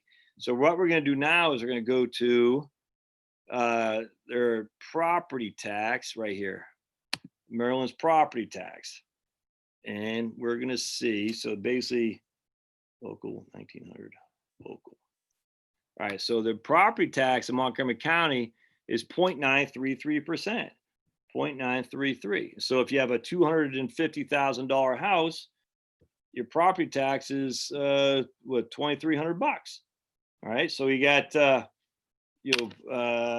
4,000, no, almost 5,000 income tax, $2,300 in property tax. Now, that's not that bad. All right, so now let's find out about sales tax or go back. And I have no idea. And they also have homestead credits. All right, there you go. Homestead tax credits available to all Marylanders who own and occupy the home. It limits annual increases to 10%, meaning the credit is equal to any increase in excess of 10%. That doesn't seem that good to me. My sister's property tax doubled literally overnight in New Jersey, North Jersey, doubled. In New Jersey, it ain't cheap on taxes as it is. I was like, dude, that's freaking nuts. All right, so let's see, sales tax. Sales tax is 6%. There are no city or county sales tax. It's 1% lower than the national average. There you go. And I'm sure they probably don't tax some stuff like, and it did, but Maryland does have an estate tax, but it's pretty high, the exemption. I thought inheritance tax too. So they do have an inheritance tax too, but that's not the case for most states. Anyway, the point, but that crab does look tasty. Oh man, I'll be eating you all day long, crabby. But anyway, the point is that sales tax is 6%, property tax is less than 1%. It's the income tax as bad. But if watch what happens. Watch this, guys. So if we go down here and we say, let's just change the parameters a little bit and say instead of 30,000 Social Security, we're just going to say 70,000 just for simplicity. That's probably a little bit on the high end, but just hear me out. So now we have 70,000 Social Security, 30,000 of retirement money. We only pay 871 in the state of Maryland, plus another 625 in local taxes. So that's $1,500. So we saved basically half our income tax because we maximized Social Security, if that makes sense. So I mean, I'm just telling you that. So here, if you maximize Social Security and you got 0.933 property tax, and you only got a 6% sales tax, Maryland becomes quite reasonable. Now, I don't want to live there because I don't like the estate tax, and I'm sure they don't like you owning a firearm of any sort, never mind an AR-15. But be that as it may, if you're loving Maryland and for some reason you love the Ravens, which, obviously you should not do that anymore. But I do like Lamar Jackson. He's a good guy. No, I'm not following football anymore, though. It's too bad. They kissed my butt. Stupid. Not that anyone follows the WNBA. Did you see them walking out on the freaking national anthem? You walked out on the national anthem. I was sitting there thinking, Who are these spoiled brats? This is insane. And they're all like, we're not against the country, against the flag. Then why are you walking out the national anthem, fools? Not that anyone cared, you know what I'm saying? But because it's the WNBA. But I'm thinking there better not be any damn freaking foreigners in there walking on our own flag, our own country's flag or our anthem while they're playing for money here in the United States. There better not be any freaking people from Europe or something playing in the NBA doing that. I'll tell you that right now. It's gonna freaking tick me off. What are you doing here then? If you don't like it, I mean, Americans, you have a right to be stupid. That, you know, whatever. But if you're freaking from, I don't know, some other country, coming to the United States, and you're turning your back on the flag that allows you to play here for more money than you can make back home, well, get the hell out of here, man. Sick of this crap. No, they all kiss my butt. I tell you what, then those freaking all those baseball players kneeling. It's just disrespectful. And read the guy's freaking manifest, old stupid Colin, who said the guy is anti-American. It's not anti-police brutality. It's anti-freaking America, man. That's all there is to it. It's not about Black Lives Matter. It's not about police brutality. It just drives me up the wall, the way these guys get away with it. All right, so enough of that. Let's go now to, let's look at a different state. We're going to look at Georgia, because everyone thinks Georgia's got to be expensive because we have a state income tax, right? Watch and learn, my amigos. That means friends in Spanish. So we're gonna go to Georgia. Oh, but watch this. Let's do 30,000 in Social Security and 70,000 in income. How much do you pay in Georgia? A big fat goose egg. You pay nothing in Georgia because we have an exemption. If you're over the age of 65, you pay no income tax on income of 65,000 per taxpayer. Pretty sweet, huh? Now, there is a tax, there is taxes due if you're under the age of 65. Well, I think if we go 1960, let's see. Yeah, look at that, 1960, because you're under the age of 65, right? Yeah, pretty close. But anyway, 1960, but 1958, nothing. Big fat goose egg. That's pretty sweet, isn't it? Now you're still paying the same amount to the feds, Now it's on 30,000 Social Security, 70,000 retirement income. If we switch them, it's the exact same thing. But let's see what Georgia's property tax are, because I live here. And I can tell you, it's not as cheap as I'd like it to be. That's for doggone sure. All right, property taxes, yeah, about 0.91%. So Georgia, about the same as Maryland. And we got a homestead exemption. Yeah. Let's see. Sales tax in Georgia pretty high, 7.29. Yeah. So sales tax in Georgia is slightly above the national average. So there you go. So don't just look at income tax as your determinant of that's the state you want to live in. There's more to meets the eye here. I'm telling you right now. Let's go over to one last one here, because this was the whole point was I was talking about Texas versus Arizona, and everyone thinks Texas is the panacea. It's simply just not. Let's go to South Dakota. That's where, I say, I want to live in South Dakota. All right, so let's go to that's Montana. Well, let me click on it. All right, let's go back. Let's see what old, what's her name up there is doing in South Dakota for us good folks. Christy Nome. So 30,000, remember, there's no state income tax in South Dakota. So everyone's like, yeah, man, South Dakota, no state income tax. Let's look at the property tax, though. All right, they got to make their money somehow. All right. And we haven't begun to look at like cost of kilowatt hour or anything like that. We're just looking at sales, income, and property taxes. South Dakota, about 1.32% South Dakota, 1.32% on property tax. All right. And on our sales tax at 4.5. Most states collect an additional rate of 2. So basically, in South Dakota, 6.5% relative on sales, 1.32 on property tax, and nothing on income tax. But in Georgia, is nothing on income tax, pretty significantly lower property tax, and then a little bit higher of a sales tax here in Georgia. So there you go. So South Dakota, even though they have no income tax, that much more friendly. I doubt it. And then I imagine it's going to cost a whole lot more to heat your home in South Dakota, but then it probably costs less to cool it in the summertime. But there you go. So that's pretty interesting. I can do this till we're blue in the face because it's fun. Actually, let's just see here real quick. I'm going to go to, let's see what South Dakota we'll go to Rapid City and see what the cost of a kilowatt hour is in Rapid City. And then we'll compare that to Silver Spring, Maryland. All right, so Rapid City residential 10.78 kilowatt hour in Rapid City, residential electricity. And this is just electric. They don't talk about, yeah, electric. They don't talk about the cost of heat your home. I have no idea what oil costs up there, natural gas, and I don't know, propane, I don't know. All right, so now we got that for South Dakota. Let's go to Maryland and see what, I'm not quite sure I believe this chart, by the way, just because they had Maine like 6 cents, 6.7 cents a kilowatt hour. So that didn't make sense to me, but I don't know. I don't live in Maine. I just don't know. That seemed awful. Where's Silver Spring? Hey, I can have a Silver Spring. All right, well, they got Tacoma Park. What the hell? All right. I didn't have Silver Spring. All right, so let's go to Tacoma Park. Yeah, 11.28 cents a kilowatt hour, Tacoma Park. You don't want to live in Tacoma Park. That's Commeyville. It's weird they don't have Silver Spring. We got Wheaton in here. I don't have Wheaton either. What's up? What's that about? Huh.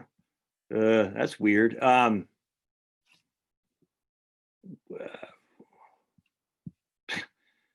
Let's go to Hancock. That's way up north. 9.5. All right, so now let's go to Georgia and just in my little neck of the woods, Georgia. And we're going to say Milton.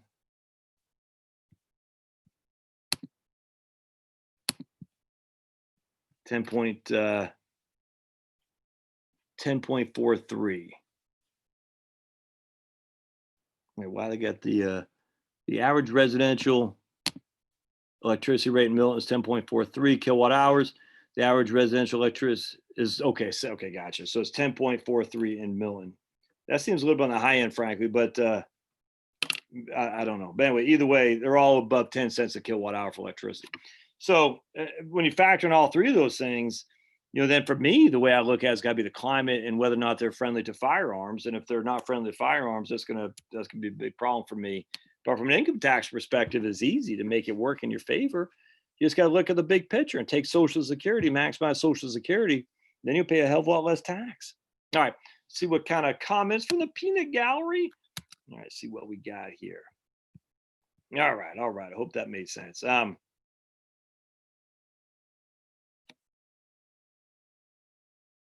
property tax almost as much as their mortgage. Many fleeing cities like New York City. Yeah, I've actually. I was watching a video or something like that. Ah, man, I forgot what it was, but I think it was about Maine actually. And some New York City lady was saying, "I want to leave New York City and come to Maine." And a couple guys in Maine said, "Don't bring your left-wing politics up here." And I was like, "Yeah." It was actually kind of funny because Stephen King, you know, the author, scary guy, he had written this. I don't know, man. This made me happy. He had written on a tweet, and again, I don't have a Twitter account, never will, but I follow, you know, twitchy.com. You should follow twitchy.com because they I think they used to be Michelle Malkin's site. But anyway, at Twitchy, they said Stephen King had tweeted like, "I don't know what's going on. I walk out my house, I go around the neighborhoods in my little neck of the woods here, and there's Trump signs all over the place. Don't they understand what he's done to the economy and that people are literally dying because of him? Do they not have any sense of reality?" I said, "Oh man, that makes me fired up. That tells me that probably didn't happen in 2016, and there might be this undercurrent of pissed off people that said, you know, I might not have voted for Trump, or I might not, I don't know, but I'm not voting for him this time around because what's going on is these anarchists taking over." And I hate to even throw the word anarchist because for me, anarchism is not a bad word, but it's communism that these people are. And I'm telling you, man, that was kind of funny. He said, so Stephen King was like, "Go around my town," because I think he lives in Bangor. up in Maine. And in fact, he's like, you seen all these Trump supporters up there. And you don't think Maine is like a right-wing state by a stretch. Now, at the end of the day, they'll be decimated by Portland, people in Portland. But I tell you, there's a lot of graffiti and graffiti in Portland during the beginning stages of the George Floyd protest, too, where people were being beaten down and stuff, too. People don't take kindly to that, man. People do not take kindly to that. And the media can try to sweep it under the rug. But there's a guy today in Seattle who posted that, like, I guess a month ago, he was saying, Trump, people aren't rioting here. Relax, dude. It wasn't like a mean tweet or anything. But then his house or his apartment complex, he has a Starbucks on the first floor and it got burned down. And he's like, man, what the hell? Now I got to go get a gun. And I just, had good luck with that in Seattle. And the irony of all ironies is I was talking to my neighbor today and she said, I think it's time I get a gun. She goes, do you have guns, Josh? She's a single woman. And I said, oh yeah, many. And she goes, oh man, I need to go get one. I was trying to, but they're all out. I said, really? So she's telling me she tried to go get one and they're all out. And I said, well, that's a good sign, but it's also a bad sign because that just shows you that people are getting nervous about stuff. But that's a good sign because people are taking their Second Amendment rights seriously for the first time. But anyway, I said, look, nothing else, just get your little BB gun, like an airsoft, pellet gun or something like that. Nothing else. I mean, because she was saying there's a car driving down Peachtree on Peachtree Boulevard, taking a left on Piedmont and Peachtree, when I'm pretty familiar with that area. I think it's in the kind of wealthier part of Buckhead. And the car got approached by 14 hoodlums. And it's just a single woman in this car. And they're rocking it back and forth, demanding money and all this. And, my daughter goes to Georgia Tech, for heaven's sakes. And I'm just sitting there thinking, yeah, you're not going to win votes this way. And apparently that they have it all on video. And she almost ran two people over, but she had to get out of there. She's a single lady by herself, being assaulted by a bunch of thugs. And, not good. I mean, it's good for the Trump supporters because people get pissed, and when people get pissed, they want something done. And but it's just sad how many people are living and got to deal with this crap. And of course, freaking Ms. Bottoms there, Keisha Bottoms, who apparently was on Biden's short list for vice president. She's like, she doesn't do crap. Blames Trump. Wants the cops in jail for freaking shooting some guy when he freaking, bum rushed him, took his firearm, his taser, and tased him. And just, 2 weeks before, the district attorney in my own county said tasers are a deadly weapon. Well, it turns out this guy tases a cop with a deadly weapon, but no. The cops should have known better. All fake, smoke and mirrors just to get the rabble rousers out to vote for him. I have a sneaky suspicion there's going to be a vast underlying current of pissed off people that are they're tired of this crap. And like Dennis Miller said, we riot at the ballot box. They riot in the streets of their own neighborhoods. We riot at the ballot box. And I'm very much looking forward to it. It's a broken glass election. You would literally crawl over broken glass to make sure you could vote. And that's what it is. And I think about it. But the polls, Josh, like, I don't even care about the Hillary polls. I just think about it. If some random dude called you and said, and you know that if you're known to be a Trump supporter, you got a target on your back, either through your job, either through just harassment online, never mind just being beaten down. Some random guy calls you, hey, this is, freaking college girl from, University of North Carolina, and we want to know if you're voting for Trump or Biden. You're like, hells no, I'm not telling you who I'm voting for, sister. I know what you're going to do with that. You're going to say, I got it. Now no one's going to do that in this day and age. It's going to be fun to see. I can't wait because I think I got a sneaky suspicion there's this undercurrent of pissed off people and they're going to vote the right way. I really do.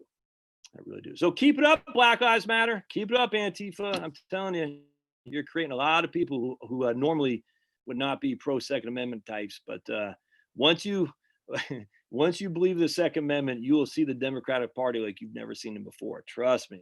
This was my red pill. I realized these people had no respect for the Second Amendment. And trust me, there are many Republicans the same way. Many Mike DeWines out there, a minute that they felt the culture turned against gun ownership, they would be saying, yeah, we're all for common sense gun control.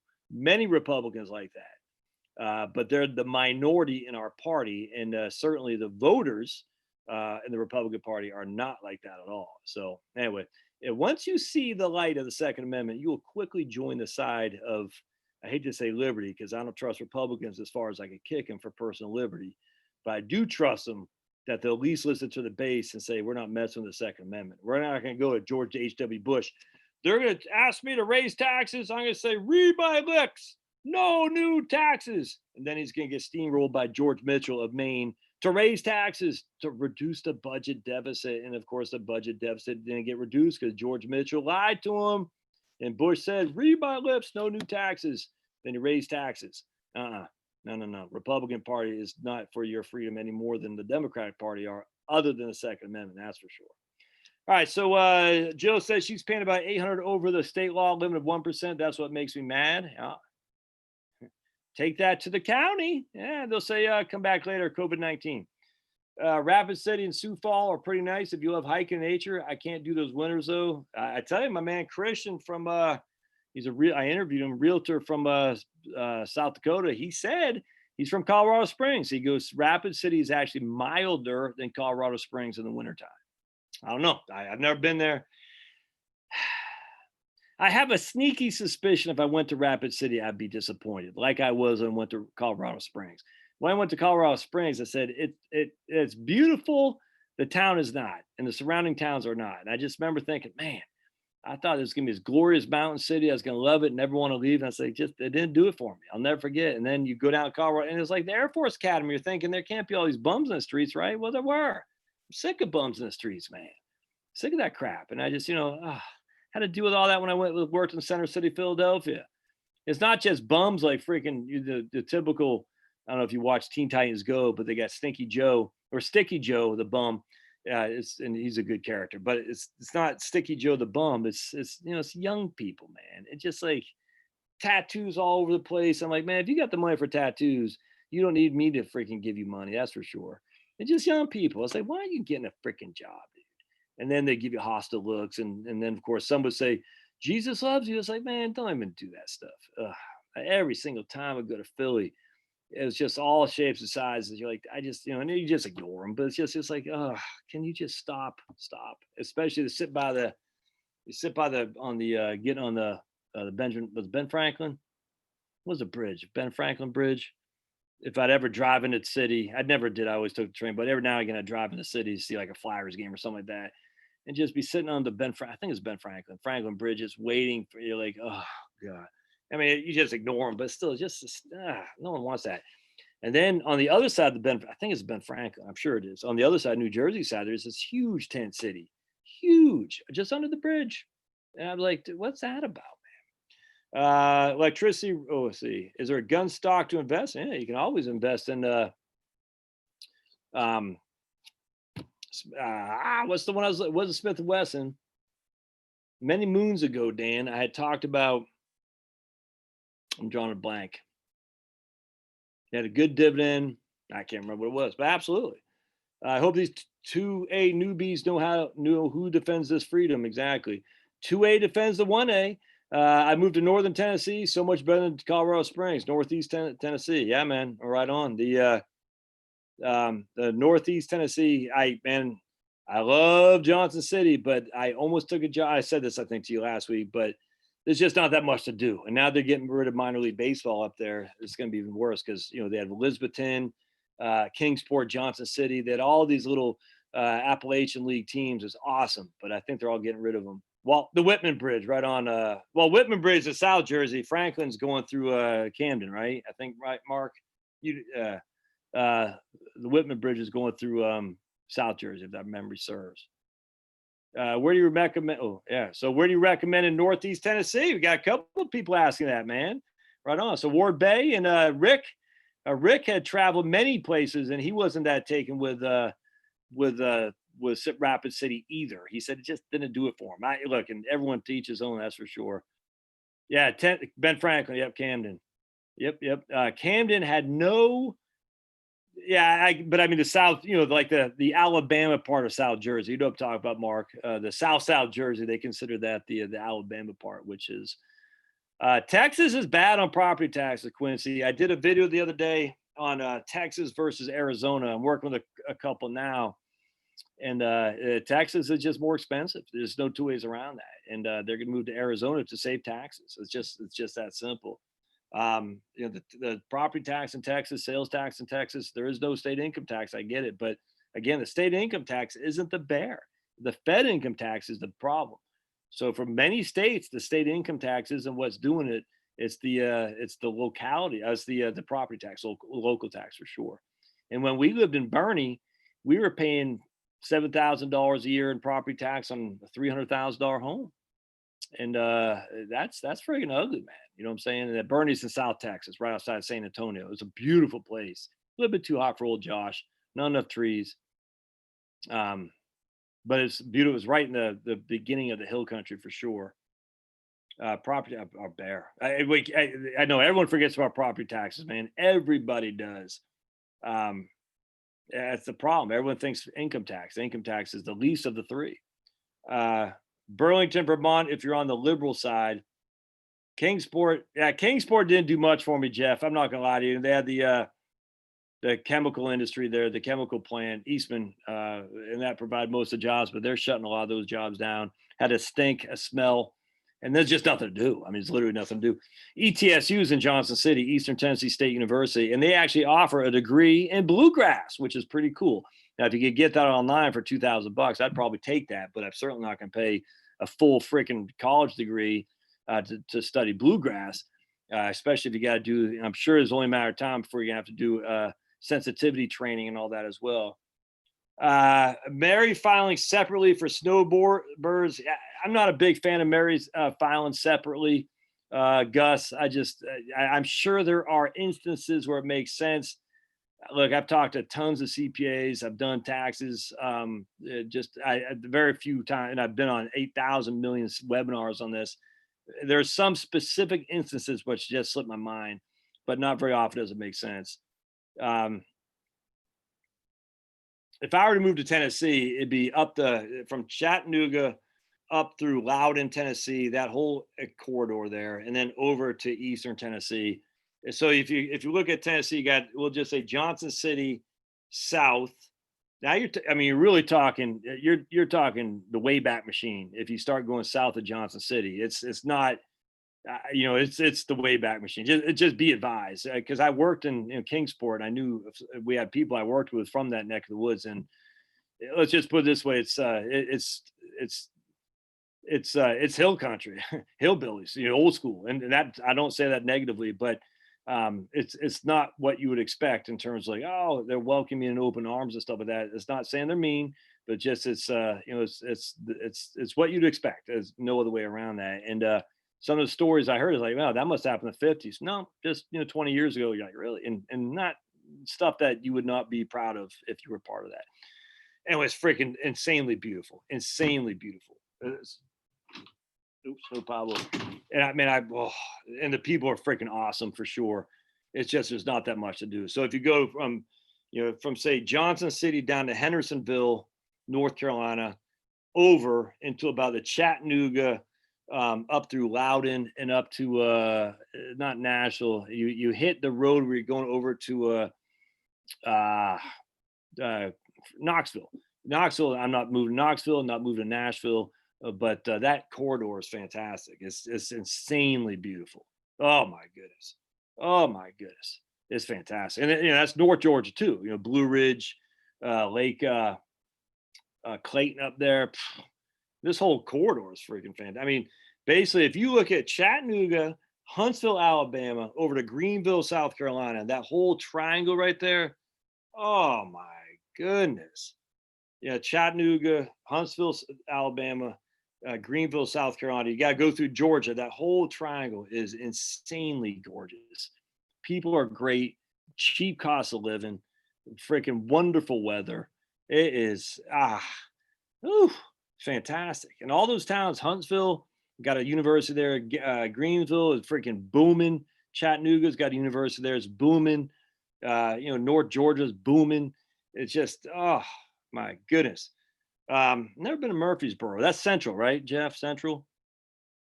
Farragut. No, Maryville. Yeah, I had a good friend of mine in the Army. Moved from he got married in Johnson City. That's how I fell in love with Johnson City, even though I got a speeding ticket going down. Named Brian, and he became an EMT. He moved to Maryville. And I remember I said, damn, and I'd never forget John. I was like, dude, this is perfect. And man, oh, I loved it. Anyway, then he moved to Maryville, and Charlotte and I were driving to see her friend in Lexington, Kentucky.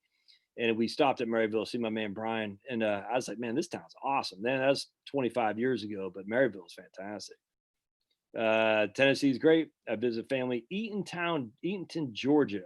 I've seen that on the map, just not all that familiar with it. I'm telling you, the humidity, I 100% Rob. But y'all get the humidity up in Northeast too.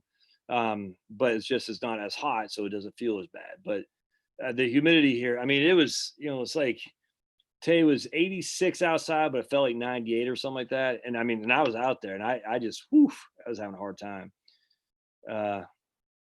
Moved to New York suburbs and pay $4,000 a month in property tax. I had a good friend who lived north of West Point, forgot the county, and he was paying 15, 16,000 a year in property tax, and then he had to pay the school tax too. It was insane. Marquette, man. Ugh. Deborah says, "What is your tax limit on moving money from IRA to Roth? What is your tax limit on moving money from IRA to Roth?" Okay, right on, Jeff. I don't, Deborah, I'm not understanding your question. What's your tax limit on moving money from IRA to Roth, considering future? I'm not following what you mean there. Your tax limit. I'm not sure what you mean. If you want to elaborate, let's see. So check out Tennessee.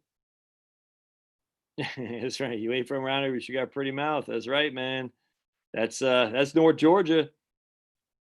How about Bangor for conservatives? I don't know, Claude. It sounds like old Stephen King isn't keen on his neighbors. That's for sure.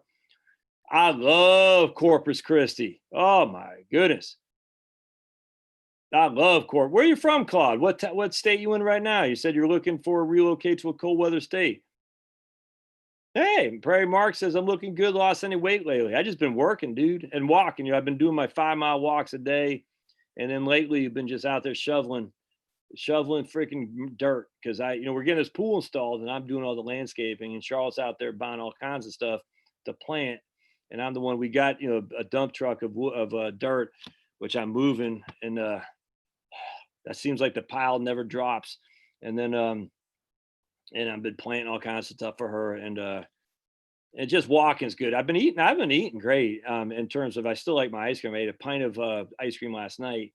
And I used to do that a lot when I was young. I haven't done that for a long time, but just it's amazing what walking will do for you. It's amazing, actually. It's, if you walk 5 miles, just going back to this COVID-19 thing, it just angers me to no end that people, don't have any concern about immunity in terms of your herd immunity or just your immune system. Then no one cares. And then part two of that, it's just like, why are we not learning from this to get your health in better shape? It's not hard to do. I mean, I know there are some people that are hurt, and I get that, but the vast majority of Americans can easily get out there and just walk and just take a walk. And it's freaking, being outside is awesome. It's good. It's good for the soul. And I mean, obviously, if you can't do it, you can't do it. But man, why are we encouraging this stuff? Encouraging people to wear a freaking mask outside. It's evil. This stuff is evil. Wear a mask outside when it's freaking 98 degrees out there with your stupid mask. It's just stupid.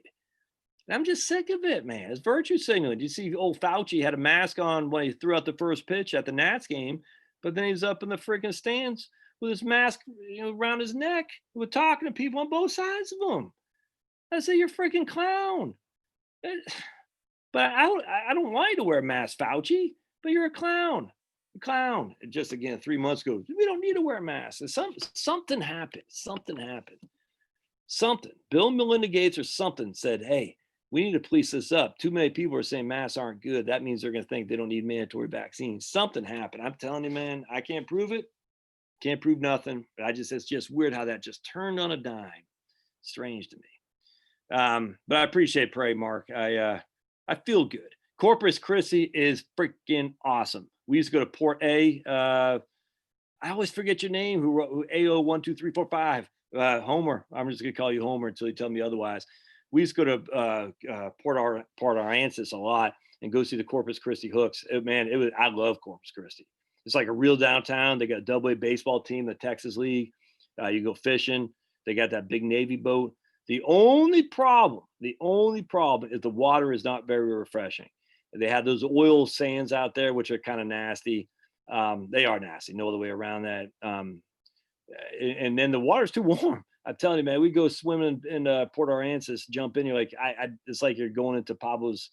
If Pablo took, well, let's just put it this way, it wasn't very warm. It wasn't very cold or refreshing. I was like, the water was kind of, it wasn't that great. But man, I love Corpus Christi. Had a real downtown. It's got Texas A&M's got a Corpus Christi branch there. This in my top places to live right there, Corpus Christi. It's fantastic. Right on. Maine, Jerry, are you asking me about Maine?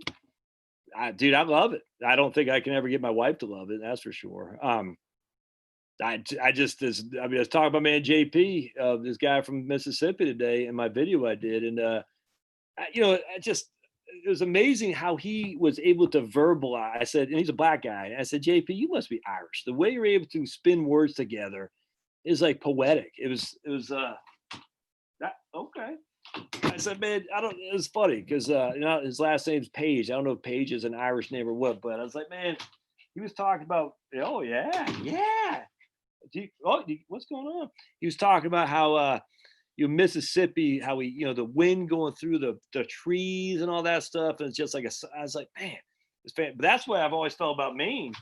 Like living on the water on an island, is that you'd hear the foghorns, the seagulls, the buoys, the waves. Oh man! But see, my wife doesn't like that. It makes her get island. She has island fever. But I'm like, dude, I can just rest and hear those foghorns all day long going off, and the seagulls in the morning. Oh man, that's how you're growing up, man. And Jerry, if I call you, I know you're in California now, I think, but you're not from California, if memory serves. I know you think about moving to Texas. If you are still thinking about that, look at Corpus Christi, man. I'm telling you, it's good. It's got this is what I need: double A baseball, a downtown that's big enough to actually have something going on.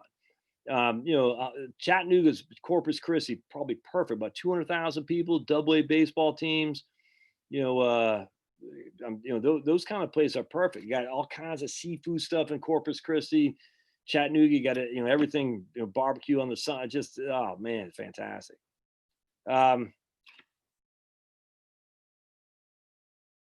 Wyoming is one of the top places, Quincy, on my, I'll have to redo that now that, it's been 3 years since I did my best places to retire. I'll have to do that. Wyoming was in the top 7, I think. Believe it or not, Delaware was in there, man. Delaware was in there.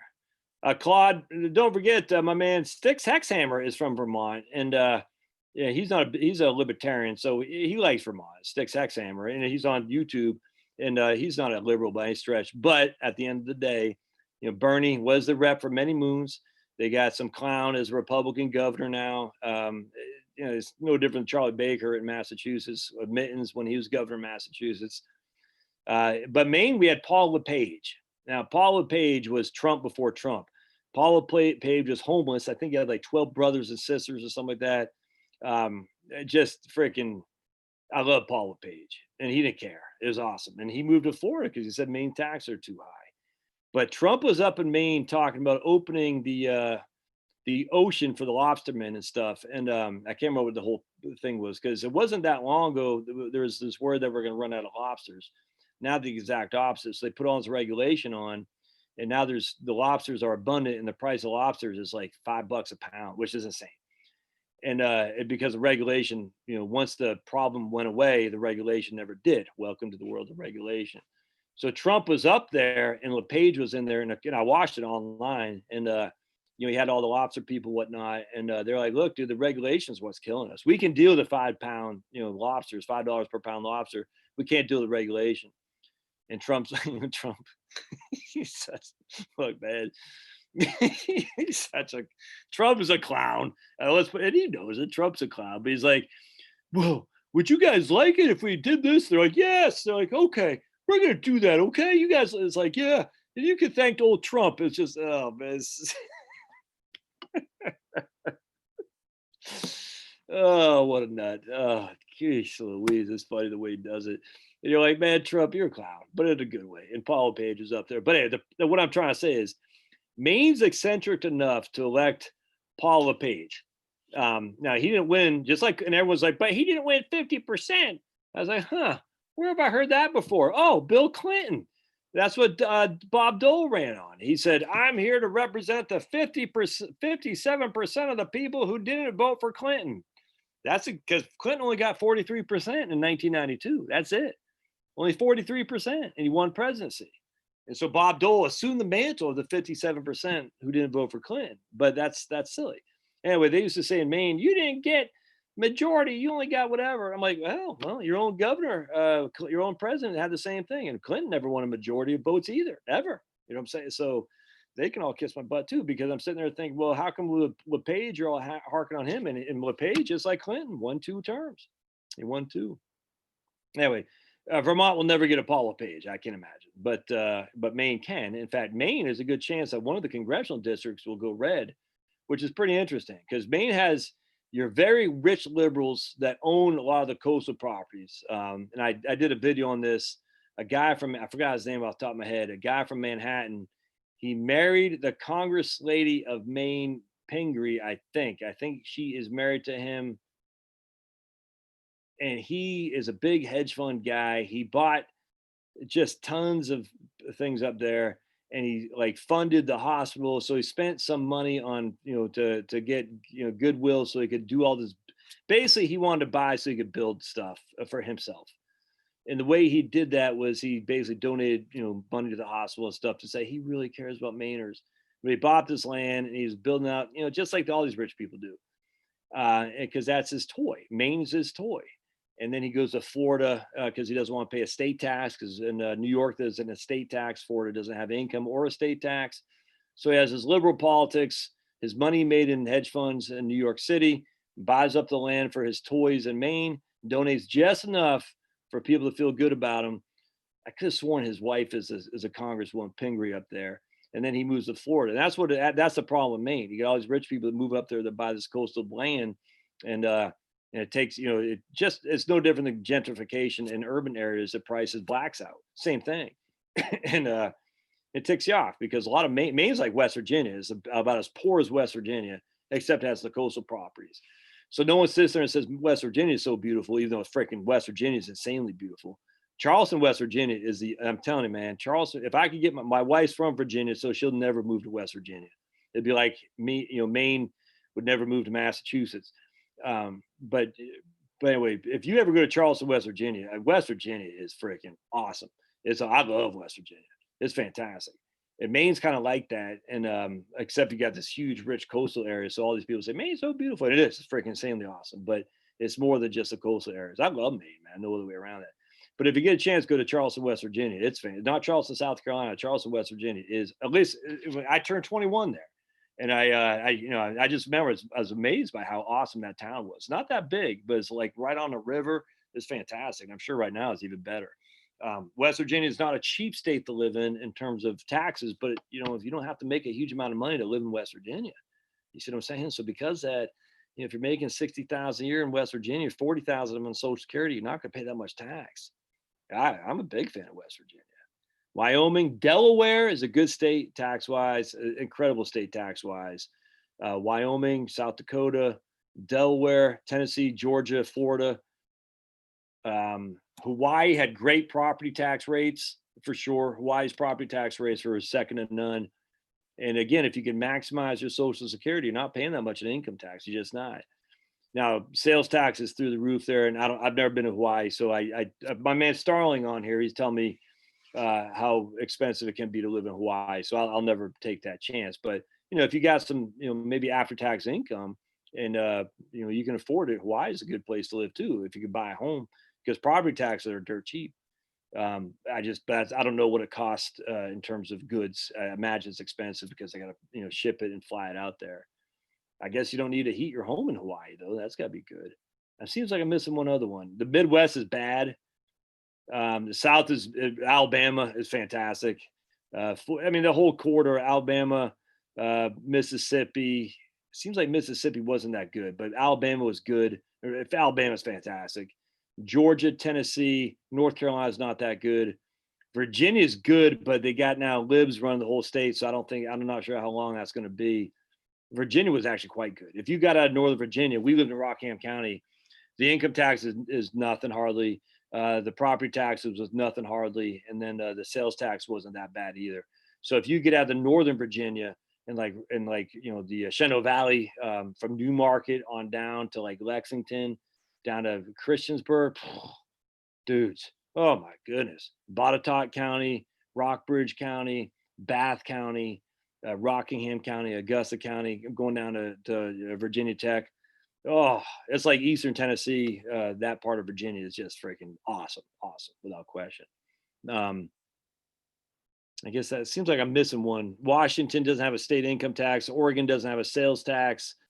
But the problem with Oregon is that Portland dominates. The problem with Washington is Seattle dominates. So you'll never get your voice heard. Montana is not as tax friendly as you'd like to think. That's for sure. Alaska's good, but that's, it's literally off the map. I guess that's it. But remember, the 7 were Wyoming, Hawaii, South Dakota, a couple down here in the South, and Delaware. I think that's pretty much it. It's interesting. All right, so let's see what else we got. Oh yeah, Trenton and Newark, real rough. You don't want to be there. No, there's lots of good places in Jersey. It's just too freaking expensive, man. Too freaking expensive. Let's see.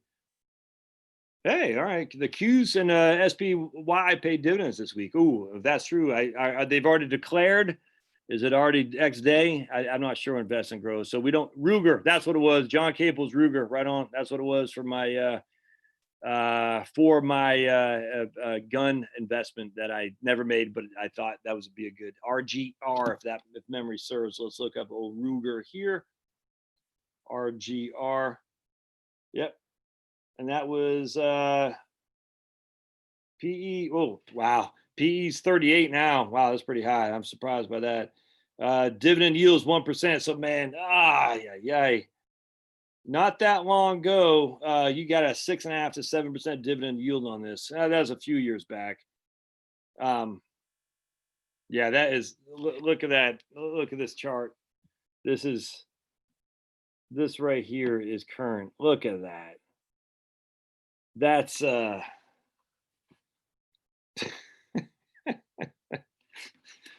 and there's a gun stocks rally amid nationwide protests and looting, or maybe nationwide riots. Look at that. That's probably time to sell, to be honest with you. I mean, you always want to ride your winners, but at some point it looks like the momentum might be kind of, if you see, it's got a kind of a falling off there. I don't know what to make of that, but man. Sturm Ruger details increased demand for firearms as COVID-19 spreads. I don't think it's because COVID-19 there, guy, Market Watch. I think it's because the hoodlums are running rampant and no one wants to stop them except for Trump. Geez Louise. Yeah, so that's good. I like seeing that. What kind of investor owns most of Sturm Ruger is a question that it looks like New York Times is asking. I'm sure it's rednecks, because if you own a gun, you're a redneck. So even though I'm from Maine, I'm a redneck.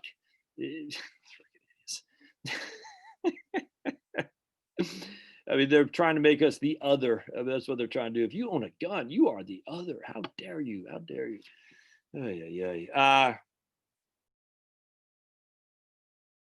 Okay, we talked about that. Gunman, Biden's okay. Media is flushing Trump down the drain. Oh yeah, don't worry about it. I mean, at this stage, it doesn't matter, because we're 100 days out. I mean, you got basically the last 2 months what determines it. Just remember, going into the convention of McCain, when he took Palin, actually took a little bit of a lead on what's the name, Obama. Don't forget, Dukakis had a big lead against what's the name, George H.W. Going into mid-July or something like that. It just too many things are coming down the pike. I'm not worried. I frankly think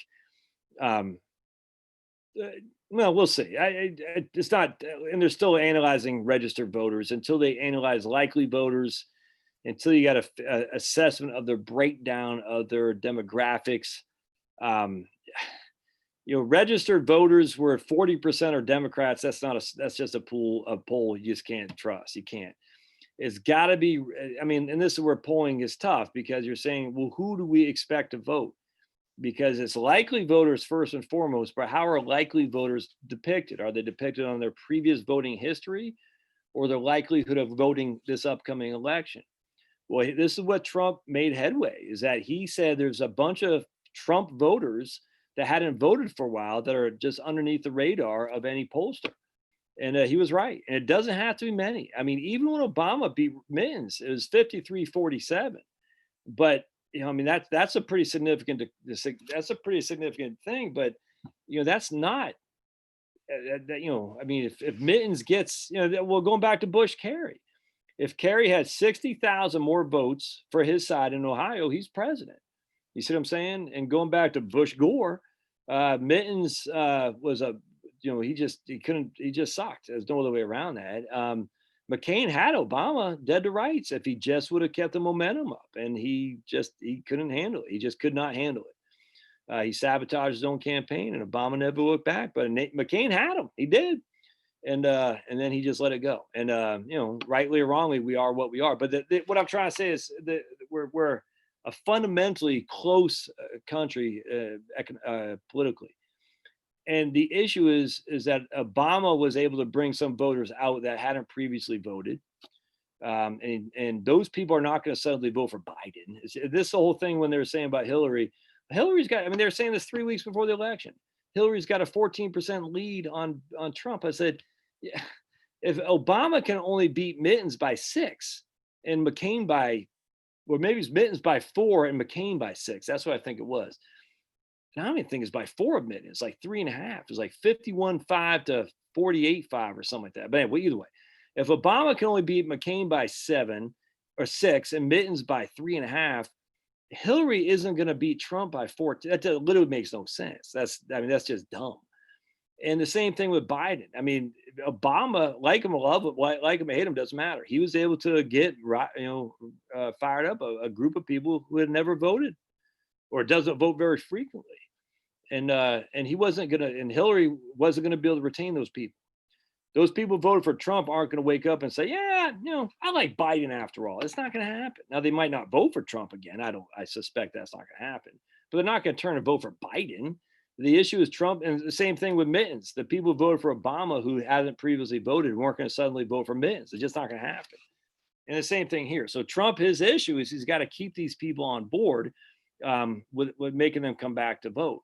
They're not going to choose Biden. And so what's happening with these riots and all that stuff is going to make those people fired up and say, look, I don't like this. This is bad. This is coming for us. And a lot of these people are not wealthy people. They're not well-to-do. They can't just up and leave when the freaking Antifa mob shows up at their front door. They can't. And so because of that, they know, the Bolsheviks are breathing down their neck. And the only one that separates them from being put up against the wall is Trump. There's no other way around that. Those people aren't going to go away. So then the question comes in, okay, how many people are even going to vote for Trump now that didn't even vote in 2016? Can anyone poll them? The answer is no, because they don't register. I'm telling you, I've done this. I've been on these campaigns where you call people, they get a list of people, and they show you what their voting history was. And they say, look, if I'm running a campaign, we got to go after this guy, that guy, that guy. If they're somewhat squishy where they vote, don't waste your time. I'm telling you, you got to get the true believers out. That's the campaign 101. It's like taking the SAT. You might not remember it, but you have to. This is where I tell my kids, when you take the SAT or the LSAT, just go through the ones you know. Don't sit there and try to figure out something that you're not sure about. You're wasting time. Go to the ones you know. Answer the easy ones, then come back if you have the time. It's the same thing in campaigns. If people have a tendency to vote, you focus on that. But then the question comes, which is what makes Trump's unique, is that none of these people ever voted before, haven't voted for 20 years. Are they likely voters? Are they registered voters? Or do they even show up in the campaign? And I'm telling you, get this paper, on clipboards. You say, okay, Josh votes in every primary. I'm going to go talk to him. Charlotte doesn't vote that much. And when she does, sometimes she used to be registered as a Democrat or whatever. You can see that. You can't really see who they vote for, but you get a gauge. So Charlotte votes once every 8 years. I'll put her on the side, but I'm going to go talk to Josh. So if you're living in freaking Podunk, Michigan, and you hadn't voted much because the two political parties are identical, you're not going to be on a pollster's list. You're just not. Then Trump comes along, you're like, well, there's a guy finally that gets it. Kind of like Perot, by the way. And he's not pure for conservatism. Hell, he's got more liberal views than freaking Biden did 10 years ago. But he's different, and he's a rabble rouser, and a lot of people like that. And the traditional conservatives don't. The Bill Kristols and Fred Barnes of the world, because Trump sounds mean. He tweets. He's uncouth. The country's burning by Bolsheviks, and these, purportedly right wingers in Washington D.C. are worried about the proper English of people's Twitter accounts. Freaking nuts. All right, let's see what we got. We'll end this up here.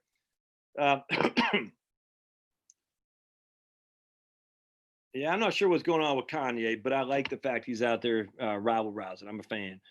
Yep, Biden's got no choice but to hide and hope that. Yeah, no, I agree. He knows, but at some point there's going to be a debate. And but here's my thing, though, Paul. I have a sneaky suspicion that too many people are selling Biden short on the debate. That's my thing. Kind of like they sold Trump short on the election. I don't think Biden is nearly as crazy as what he seems. I think he can be, but I think he can probably last in an hour and a half with Trump just doing the rope to dope and not saying anything over the top stupid. And then by default, he'll seem like he's presidential. I'm telling you, I see this. I just see it on my side. People thinking Trump's going to, mop the floor of them in the debate. And all Biden has to do is not crap his pants. If Biden, as long as he doesn't pee his pants and crap his pants, he'll win, just because it shows you he has enough cognizance that he knows to use a toilet as opposed to the stage 4. Remember during the debate with Hillary, this is a Democratic debate. She was gone for like 10 minutes. This is how fundamentally corrupt this whole thing was with Hillary. She was off stage for 10 minutes because she was doing something. She had like some kind of, she had something wrong in there. Not a conniption fit, but whatever it was, a stroke or something like that. And she was gone for 10 minutes. I don't know if they're injecting her or something, but everyone's like, yeah, okay, we'll just wait on Hillary. It was the weirdest thing, man. And no one cared. Yeah, I'll put these tiers. All right, so real quick, I do have my merch now. I was messing around with just my pro gun gear, but I will definitely put these out there. I'll probably get them out tomorrow, and it'll probably take a couple days to show up, and they'll go underneath there. And I'm gonna try to get them for $25 each, but I'll put it out there for sure. And I like the colored ones. So I'll have an orange, a red. Did I have a red? Like a light blue, this kind of Dayglow green. I'll get it out there for sure. So, but just keep looking. The reason these ones are out there, A, I like them, but B, I want to see if I can get to work. So, yeah, Donna Brazil is right. Is right. You ain't black if you vote for Trump. It's Hillary. All right, so let's see here. I mean, I think if Biden wins, I think the Senate could turn blue anyway, for sure. If look, I'm not gonna freak. I mean, I'll be like, holy crap, but at the end of the day, man, what are you gonna do? You're gonna freak out and move to Canada? It's worse. I mean, it's still America. I still love it. I still live in Georgia, and I still have my 5.56, if you know what I'm saying. And Biden can ban all guns. It doesn't matter. I'm not getting rid of them, and no one else is gonna do either. That's what makes the Second Amendment great. I don't care if John Roberts, they have something on John Roberts where he says we're going to ban the Second Amendment. Don't care. You can ban all you want. I'm not going with it. I just won't. And that is one thing I will never, ever, ever go for. Ever. The mask thing, man, it pisses me off. But I mean, I'm insane by how insane this has become. My right to defend myself and my family, I will never compromise. And no one else will either. That's the thing. And I mean, it's like, well, you can't, take on the government. I'm not trying to take on the government. I'm trying to protect myself from the Bolsheviks. I'm a hell of a lot more worried about your local Antifa gang than I am about the 82nd Airborne flying in here with the 10th Mountain Division behind them. I'm just not worried about But I am worried about Antifa mobs showing up at your house because they've done that time and again. All right. All right. I guess we'll get out of here. Good night, everybody. Appreciate y'all being here. And so we'll do this on yeah, I saw that, Harry. Nuts. They can all crazy.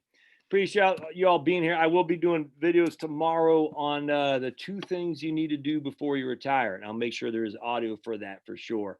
That's going to be my #1 video in the morning.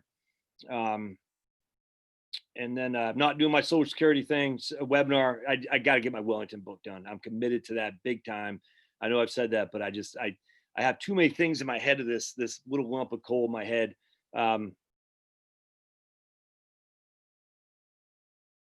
Yeah, I saw that, Carl. That freaking pissed me off too. What are my feelings of owning Vanguard BTI?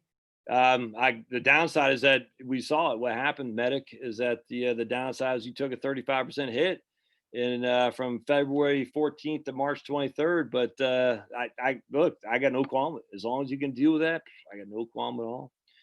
All right, we'll see you all in the morning, or see you all tomorrow, and hang in there and stay safe. All right, thanks, guys.